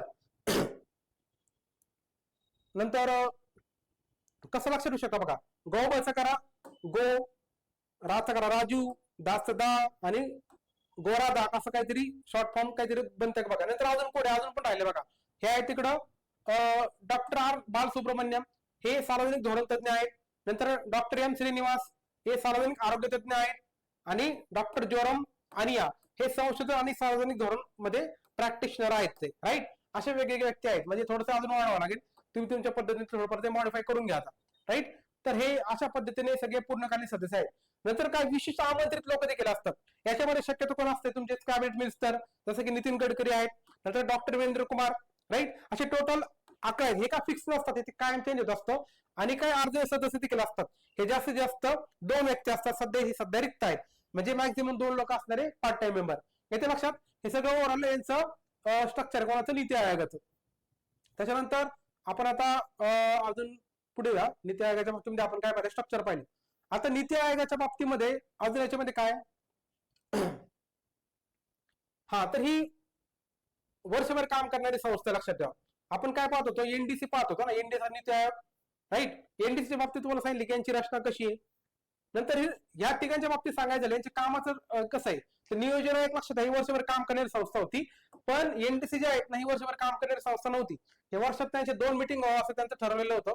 वर्षात 2 मीटिंग ऍटलीस्ट तरी घ्या. आणि ते काय करते, प्लॅनिंग कमिशन सारखंच वर्षभर काम करत असते. तिकडे टॉप डाऊन अप्रोच होता, इकडे उलटा केला अप्रोच. म्हणजे इकडे काय केलं रे, जास्त लोकशाही पद्धतीने नियोजन होतं. इकडं वरून खाली त्या ठिकाणी नियोजन येते, तिकडे बॉटम अप पद्धतीने नियोजन आहे. म्हणजे इकडे आपण काय करतोय, तर कोऑपरेटिव्ह फेडरलिझम त्या ठिकाणी राबवतो. कोऑपरेटिव्ह फेडरलिझम म्हणजे काय, सहकारात्मक संघराज्य, राईट. म्हणजे खाली जे स्टेट्स असतील, युनियन टेरिटरीज असतील, त्याचं सहकार्य घेऊन आपण या ठिकाणी नियोजन करत आहोत. नंतर निधी वाटपाचा अधिकार प्लॅनिंग कमिशनला होता, इकडे नीती आयोगाला त्या ठिकाणी अशा पद्धतीचा अधिकार नाहीये, ठीक आहे. त्याच्यानंतर पुढे आपण याच्यामध्ये पाहूया काय, हे कार्याच्या बाबतीमध्ये आपण कार्याचं, हा, तर कार्याच्या बाबतीमध्ये आपण प्लॅनिंग कमिशनचे कार्य पाहिले होते. एनडीसीच्या बाबतीमध्ये बघा कार्य काय, तर पंचवार्षिक योजनेचा आराखडा असेल, त्याच्यावर टीका टिप्पणी करणे, त्याचे दुरुस्त सुचवणे आणि अंतिम मान्यता देणे, राईट. म्हणजे प्लॅनिंग कमिशनने जे काही तुमचा प्लॅन बनवलेला आहे, त्याचा टीका टिप्पणी करणे, त्याच्या दुरुस्त करणे, त्याला अंतिम मान्यता द्यायचं काम कोण करत होतं, तर एनडीसी करत होतं. तसंच योजनेचं वेळोवेळी परीक्षण करणं, त्याचा मिड रिव्ह्यू घेणं, त्याचं अनालिसिस करणं, त्याचं मूल्यमापन करणं, हे सगळं काम एनडीसी करत होतं. आणि प्लॅनिंग कमिशन आणि राज्य सरकार यांच्यामध्ये ऍज अ कोऑर्डिनेटर म्हणून किंवा एक समन्वय साधण्याचं काम देखील एनडीसी त्या ठिकाणी करत होतं, राईट. त्याच्यानंतर पुढचं बघा, आता आपण नीती आयोग पाहत होतो, राईट. नीती आयोग तुम्हाला मी ऑलरेडी स्ट्रक्चर ओव्हरऑल सांगितलेले, काय सुरुवातीच्या गोष्टी देखील सांगितल्या होत्या. आता पुन्हा पाहूया बघा, नीती आयोगाची स्थापना कधी झाली रे, याच्यावर खूप वेळ विचारलेला आहे वेगवेगळ्या. नीती आयोगाची स्थापना कधी, 1 जानेवारी 2015 डेट पाठ करून ठेवा. आणि तिकडे किती होते रे, तर 15 ऑगस्ट 1950, राईट. 15 ऑगस्ट ना, एकदा चेक करून घ्या. 15 मार्च सॉरी 15 मार्च सॉरी इथंच होती 15 मार्च सॉरी 15 मार्च 1950, इकडे 1 जानेवारी 2015. नंतर तुम्हाला सांगितले की ही सेम काय, तर सरकारच्या ठरावाद्वारे पास झालेली आहे. नंतर पुढे जाऊन यांचं स्थापनेची गरज काढली, तर सरकारला मिनिमम गव्हर्नमेंट मॅक्झिमम गव्हर्नन्स या माध्यमातून देशाचा विकास करायचा होता. त्याच्यानंतर ही सेम पद्धतीची बॉडी, तिघांचं नेचर सेम आहे, नॉन स्टॅट्युटरी, नॉन कॉन्स्टिट्युशनल आणि थिंक टँक पद्धतीची बॉडी आहे. नंतर रचना तुम्हाला मी आता सांगितलेली होती, राईट. त्यानंतर बाकी यांचं आपल्याला काय करायचं, आता कार्य पाहिजे. नीती आयोगाचं कार्य महत्वाचं आहे, राईट. आता कार्य काय बघा, कोऑपरेटिव्ह फेडरलिझम, सहकारी संघराज्यवाद. कोऑपरेटिव्ह फेडरलिझम म्हणजे काय, सबका साथ सबका विकास. म्हणजे इंडियाला ऍज अ टीम ट्रीट करून सगळ्यांना एकत्र घेऊन चालायचं आहे. सबका साथ सबका विकास आपण म्हणतो ना, सगळ्यांना घेऊन चालायचं आहे. म्हणजे राज्य, केंद्र सरकार आणि युनियन टेरिटरी सगळ्यांना एकत्र घेऊन चालायचं, तर आपण म्हणतो cooperative federalism. Cooperative federalism, right, सहकारात्मक संघराज्य. नंतर आंतरविभागीय समस्याचे निराकरण करणे, म्हणजे इंटर डिपार्टमेंटल जे काही प्रॉब्लेम असतील इंडियन गव्हर्नमेंटमध्ये किंवा बाकी गव्हर्नमेंटमध्ये, त्याचे इंटर डिपार्टमेंटल प्रॉब्लेम त्या ठिकाणी सॉल्व्ह करण्याचे त्या ठिकाणी काम केलं जातं. नंतर राष्ट्रीय विकासाच्या अजेंडावर लक्ष केंद्रित करणं, म्हणजे नॅशनल डेव्हलपमेंटचा जो अजेंडा आहे ना, तो फोकस करणं, त्याच्यावर फोकस करणं. कुठला, नॅशनल डेव्हलपमेंटचा अजेंडा.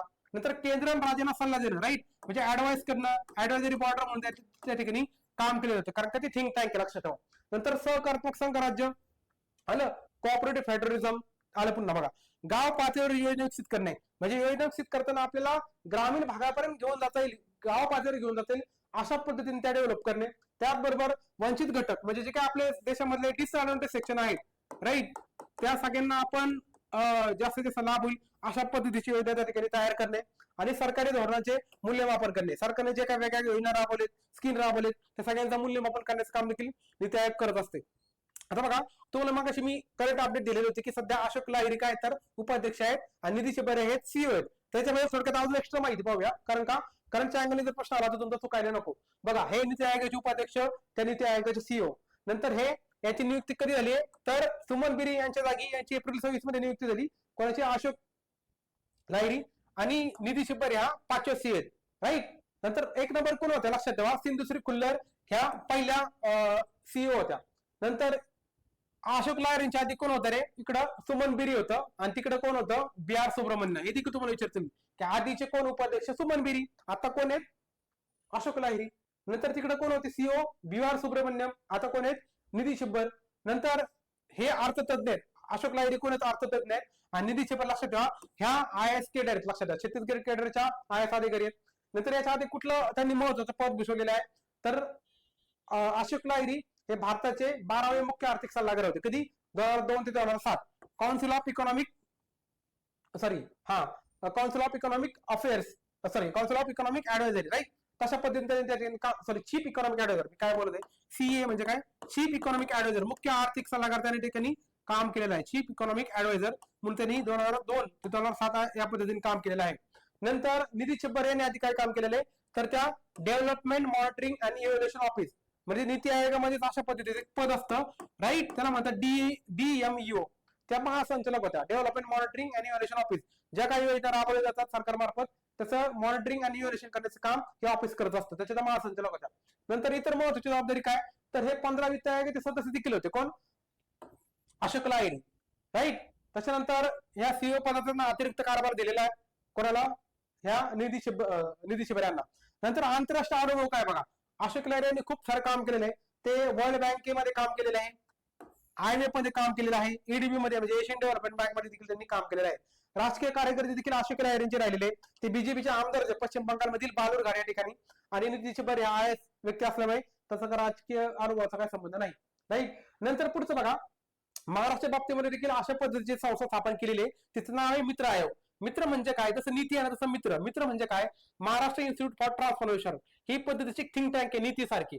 म्हणजे हिचं काम कसं रे? नीती सारखं आहे. मित्र आयोग, right. Maharashtra institute for transformation. नंतर याची स्थापना नीती आयोगाच्या धर्तीवर झाली 1 जानेवारी 2023. नीती आयोग कधी स्थापन झालाय? 2015 ला. आणि हा सेम डे ला फक्त डेट चेंज आहे, इयर चेंज आहे. काय तर 2023 आणि इकडे 2015. याचा अध्यक्ष कोण असतात? बघा, तिकडे असतात प्राईम मिनिस्टर, इकडे आहेत मुख्यमंत्री. तिकडे उपाध्यक्ष कोण असतात तर प्राईम मिनिस्टर एका व्यक्तीला नेमतात. या ठिकाणी मात्र हे एक महत्वाचं आहे, इकडे उपमुख्यमंत्री लक्षात ठेवा हे उपाध्यक्ष असतात, येतं लक्षात. नंतर सीईओ तिकडे कोण? निधी शिंदे आहेत. इकडे कोण आहेत? प्रवीण सिंह परदेशी. याच्यामध्ये चेंजेस होत असतात बरं का सीईओ मध्ये. हे काय परमनंट व्यक्ती नाहीत, आय एस पद्धतीची व्यक्ती असते. नंतर याचं लक्ष काय मित्राचं तर महाराष्ट्राची इकॉनॉमी जी आहे ना 2027 पर्यंत $1 ट्रिलियन पर्यंत पोहोचायची आणि 2047 पर्यंत $3.5 पर्यंत त्या ठिकाणी पोहोचवायचे आहे. हे त्यांनी त्या ठिकाणी टार्गेट ठेवलेले आहे लॉंग टर्म साठी, राईट. नंतर हा नीती आयोगाची वेगळी तुम्हाला विचारतात की कुठले कुठले त्यांनी पब्लिकेशन काढलेत किंवा कुठले कुठले निर्देशांक काढलेत. बघा, एसडीजी इंडेक्स नावाचा रिपोर्ट त्या ठिकाणी पब्लिश केला जातो, आपण शाश्वत विकास मध्ये शिकणार आहे. नंतर कॉम्पोजिट वॉटर मॅनेजमेंट इंडेक्स, पाण्याचं व्यवस्थापन कसं होतं त्याच्यावर इंडेक्स काढतात. नंतर स्कूल एज्युकेशन क्वालिटी इंडेक्स, देशातील शाळांची क्वालिटी कशी आहे. नंतर डिस्ट्रिक्ट हॉस्पिटल इंडेक्स, डिस्ट्रिक्ट लेवलचे जे हॉस्पिटल असतात त्याच्यामध्ये सुविधा कशा आहेत, स्वच्छता कशी आहेत याच्यावर इंडेक्स आहे. हेल्थ इंडेक्स, आरोग्याचा इंडेक्स, ऍग्रिकल्चर मार्केटिंग आणि फार्मर फ्रेंडली रिफॉर्म इंडेक्स, म्हणजे राज्यांनी एपीएमसीच्या माध्यमात काय रिफॉर्म केलेत का ते मेजर करण्याचं काम करतं. इंडिया इनोव्हेशन इंडेक्स, भारतामध्ये इनोव्हेशन कशा पद्धतीने त्या पद्धतीने रँकिंग आहे. गुड गव्हर्नन्स इंडेक्स याच्यावर देखील रँकिंग आहे. वुमन ट्रान्सफॉर्मिंग इंडिया अवॉर्ड, भारतामधल्या ज्या काही महत्वाच्या महिला ज्यांनी चांगलं काम केले त्यांना अवॉर्ड त्या ठिकाणी दिलं जातं. नंतर ऍस्पिरेशनल डिस्ट्रिक्ट प्रोग्राम, याच्यामध्ये बघा देशातील सगळ्यात मागास अशा पद्धतीचे वेगवेगळे 100च्या जिल्हे त्या ठिकाणी निवडलेले आहेत आणि त्या जिल्ह्यांचा वेगवेगळ्या सरकारी योजनेच्या माध्यमातून विकास करण्याचं काम हे ऍस्पिरेशनल डिस्ट्रिक्टच्या माध्यमातून त्या ठिकाणी केलं जातं. आणि तशाच पद्धतीचं एक आता ऍस्पिरेशनल तालुका प्रोग्राम देखील त्या ठिकाणी देखील आलेला आहे. म्हणजे जसं डिस्ट्रिक्ट आहे ना तसंच तालुका लेवलचं देखील त्यांनी चालू केलेलं आहे ऍस्पिरेशनल ब्लॉक प्रोग्राम. नंतर हे पुढचं वुमन एंटरप्रेन्योरशिप प्लॅटफॉर्म, नंतर strategy for new India at 75, नंतर methanol economy programme, SAP project, sustainable action for transforming human, right. आणि अटल इनोव्हेशन मिशन, याच्यावर प्रश्न देखील आलेला होता की अटल इनोव्हेशन मिशन संदर्भात त्यांनी प्रश्न विचारला होता की ही केंद्र सरकारची योजना वगैरे आहे, पण ऍक्च्युअली नीती आयोग चालवते, राईट. आणि त्याच्या माध्यमातून इनोव्हेशनचं आपल्याला भारतामध्ये प्रमाण वाढवायचं. 2016ची ती मिशन आहे, नीती आयोगाच्या मार्फत राबवली जाते. अशा पद्धतीने नीती आयोगाचे वेगवेगळे इंडेक्सेस आहेत. नंतर राज्यस्तरीय यंत्रणा आपण थोडक्यामध्ये पाहूया आणि महाराष्ट्र राज्य नियोजन मंडळ. बघा भारतामध्ये जसं तुम्हाला सांगितलं की प्लॅनिंग कमिशन, राईट, ओव्हरऑल तसं सांगितलं होतं. तसं महाराष्ट्राचं कुठलं होतं तर ते होतं म्हणजे तुमचं राज्य नियोजन मंडळ. याचे अध्यक्ष कोण तर मुख्यमंत्री. सेंट्रलला कोण आहे प्राईम मिनिस्टर. नंतर याचे कार्यकारी अध्यक्ष म्हणजे उपाध्यक्ष कोण नियुक्ती करतं तर या ठिकाणी बघा मुख्यमंत्रीद्वारे त्या ठिकाणी नियुक्ती केली जाते. याचं लक्षात, कार्यकारी अध्यक्ष अर्थात उपाध्यक्ष मुख्यमंत्रीद्वारे नियुक्ती केली जाते, सेंटरमध्ये प्राईम मिनिस्टरद्वारे नियुक्ती केली जाते. असं कम्पेअर करा. इतर सदस्य कोण कोण कोण असतात त्याच्यामध्ये, याच्यामध्ये कॅबिनेट मिनिस्टर आणि काही टेक्निकल सदस्य असतात. लक्षात ठेवा, कॅबिनेट प्लस एक्सपर्ट लोक. नंतर हे झालं ओव्हरऑल जेनेरिक. आता महाराष्ट्र राज्य नियोजन मंडळाची स्थापना कधी झाली तर बघा 1972 ला झालेली होती. आणि पुढे जाऊन आपल्याला माहिती आहे की 73rd 74 अमेंडमेंट केल्यानंतर याच्यामध्ये अजून 10 चेंजेस केलेले आहेत. म्हणजे मेन स्थापना झाली 1972 ला, पण पुढे जाऊन 73rd 74 मुळे काय झालं 1995 त्याचं पुन्हा रिस्ट्रक्चरिंग झालेलं आहे. याचे अध्यक्ष कोण असतात बघा, मुख्यमंत्री सध्या देवेंद्र फडणवीस आहेत. नंतर उपाध्यक्ष कोण असतात, एक कार्यकारी अध्यक्ष, हे सीएम द्वारे नेमले जातात. सध्या कोण आहेत, राजेश क्षीरसागर हे त्याचे उपाध्यक्ष आहेत, त्या कार्यकारी अध्यक्ष आहेत. नंतर सदस्यामध्ये तुम्हाला मी सांगितलं होतं की वेगवेगळ्या प्रकारचे मंत्री, त्याच्यामध्ये मग कोण कोण आहेत, वित्त नियोजन मंत्री, आदिवासी विकास मंत्री, नियोजन राज्यमंत्री आणि तिन्ही विधान वैधानिक विकास महामंडळाचे अध्यक्ष. बाकी अशासकीय सदस्य वगैरे भरपूर आहेत. आता त्याच्यावर काय जास्त प्रश्न विचारत नाही, त्याच्यामुळे तुम्ही वाचत बसू नका. वरचे महत्वाचे मेन कुठले आहेत, पदसिद्ध अध्यक्ष, उपाध्यक्ष आणि सदस्य. बाकी खालचं जास्त काय करायची गरज नाही. ठीक आहे. नंतर आता जिल्हास्तरीय रचना पण आपल्याला पाहणं गरजेचं आहे. आपण सेंट्रल लेवलला पाहिलं, स्टेट लेवलला पाहिलं, आता जिल्हा पातळीला देखील आपल्याला पाहणं गरजेचं आहे. तर आपल्याला माहिती की 73rd 74 अमेंडमेंट आपण करून त्या ठिकाणी एक आर्टिकल त्या ठिकाणी ऍड केलेलं होतं, ते म्हणजे 243 ZD, राईट. तर त्या माध्यमातून एक समिती स्थापन केली होती, म्हणजे डिस्ट्रिक्ट प्लॅनिंग कमिटी, राईट. त्या माध्यमातून काय केलं तर डिस्ट्रिक्ट प्लॅनिंग कमिटी स्थापन केली जाते. अर्थात जिल्हा नियोजन आणि विकास मंडळ अशा पद्धतीची संस्था आपण 1972 ला महाराष्ट्र चालू केलेली होती. कधी 1972 ला चालू केली होती, पण पुढे जाऊन आपल्याला माहिती की 74 अमेंडमेंट आली. पण त्या जागी आपण जिल्हा नियोजन समिती अर्थात डिस्ट्रिक्ट प्लॅनिंग कमिटी अशा पद्धतीची स्थापन करतो. तुम्ही पंचायत राज मध्ये ऐकलं असेल बघा, डिस्ट्रिक्ट प्लॅनिंग कमिटी, राईट. याच्यावर प्रश्न पॉलिटीमध्ये देखील विचारला, इकडे देखील विचारलेला आहे, त्याच्यामुळे पाठ करून ठेवा. डीपीसी, राईट, आर्टिकल 243 ZD हे पाठ करून ठेवा, देखील विचारलेला आहे. नंतर 1998 मध्ये काय केलं आपण, महाराष्ट्र जिल्हा नियोजन समिती स्थापना व कार्य अधिनियम, म्हणजे आपण सेपरेट कायद्यासाठी केलेला आहे. म्हणजे ऑलरेडी आपण 1972 ला स्थापन केलं, 74 अमेंडमेंट झाल्यामुळे आपण सेपरेट कायदा आणला, तो म्हणजे 1998 चा कायदा. आणि तो इम्प्लिमेंट कधी झाला, 15 मार्च 1991 पासून तो इम्प्लिमेंट झाला. पण प्रत्यक्षामध्ये जिल्हा नियोजन समिती महाराष्ट्रामध्ये ऍक्च्युअली स्थापन कधी झाल्या, म्हणजे ग्राउंड रियालिटीवर कधी आल्या तर 2006 साली. येतं लक्षात, 98 चा कायदा 99 इम्प्लिमेंट झालाय, पण ऍक्च्युअल ग्राउंड मध्ये 2006 ला त्या समित्या स्थापन झालेल्या आहेत. याच्यामध्ये रचना कशी असते बघा, त्या जिल्ह्याचा जो पालकमंत्री असतो ना, तो त्याचा अध्यक्ष असतो. लक्षात ठेवा, पदसिद्ध अध्यक्ष असतो. नंतर त्याचा सदस्य कोण असतो, पदसिद्ध सदस्य, तर जिल्हा परिषदेचा अध्यक्ष असतो, तो त्याचा पदसिद्ध सदस्य असतो. आणि याचा सदस्य प्लस सचिव कोण असतो, म्हणजे लक्षात ठेवा, सचिव जनरली कोण असते तर सिव्हिल सर्वंट असते. या ठिकाणी जिल्हाधिकारी म्हणजे IRC वर त्या ठिकाणी शक्यतो कोण असते, त्या ठिकाणी सदस्य सचिव असते. नंतर काही नामनिर्देशित सदस्य देखील असतात, म्हणजे राज्यपाल आणि स्टेट गव्हर्नमेंट याच्याद्वारे काही व्यक्ती हे या ठिकाणी नामनिर्देशित सदस्य त्या ठिकाणी असतात, आणि काही विशेष आमंत्रित सदस्य देखील त्या ठिकाणी असतात. तर अशा पद्धतीने डिस्ट्रिक्ट प्लॅनिंग कमिटी च्या माध्यमातून जिल्हास्तरीय यंत्रणा त्या ठिकाणी काम करत असते, राईट. तरी हा मित्रांनो ओव्हरऑल सगळं पंचवार्षिक योजनांचं आपण आणि बेसिक पाहून घेतलंय. म्हणजे काय पंचवार्षिक योजना म्हणजे काय, तर प्लॅनिंगची डेफिनेशन काय, प्लॅनिंगचे वेगवेगळे टाइप्स कुठले, भारतामध्ये स्वातंत्र्यपूर्वी काय काय त्या ठिकाणी आपण काम केलेलं आहे, त्याच्यानंतर वेगवेगळ्या बॉडीज, प्लॅनिंग कमिशन, त्याच्यानंतर काय national development council, NITI Aayog, ते आपण कंपॅरिझन स्वरूपात त्या ठिकाणी अभ्यास केलेला आहे. तुम्हाला मी वर्कबुक मध्ये देताना देखील तशा स्वरूपात दिलेलं आहे. म्हणजे बऱ्यापैकी ही लेक्चर बनवताना मी तुम्हाला जे वर्कबुक मध्ये दिले ना त्याच पद्धतीने त्या ठिकाणी बनवण्याचा प्रयत्न केलाय, जेणेकरून तुम्हाला ते वर्कबुक फिल करायला त्या ठिकाणी प्रॉब्लेम होणार नाही. आणि हे चॅप्टर मोठा असल्यामुळे आपण या चॅप्टरला वेगवेगळ्या लेक्चरमध्ये स्प्लिट करतोय, जेणेकरून तुम्हाला ते लेक्चरची साईज पण मोठी होणार नाही, लेक्चर पाहायला पण बोर होणार नाही, आणि ते लेक्चर छोट्या छोट्या लेक्चरमध्ये आपण ते स्प्लिट करतोय. तर पुढच्या लेक्चरमध्ये आपला मग पुढचा पार्ट त्या ठिकाणी चालू होतोय, तो म्हणजे ऍक्च्युअल आपण फायर प्लॅनिंगचा अभ्यास करणार आहे. म्हणजे पहिल्यापासून 12व्या पंचवार्षिक योजनेपर्यंत आपण त्याचा डिटेल अभ्यास करणार आहे इथून पुढच्या काही लेक्चरमध्ये. तर या ठिकाणी आपण टेम्पररी पॉज घेऊया. धन्यवाद.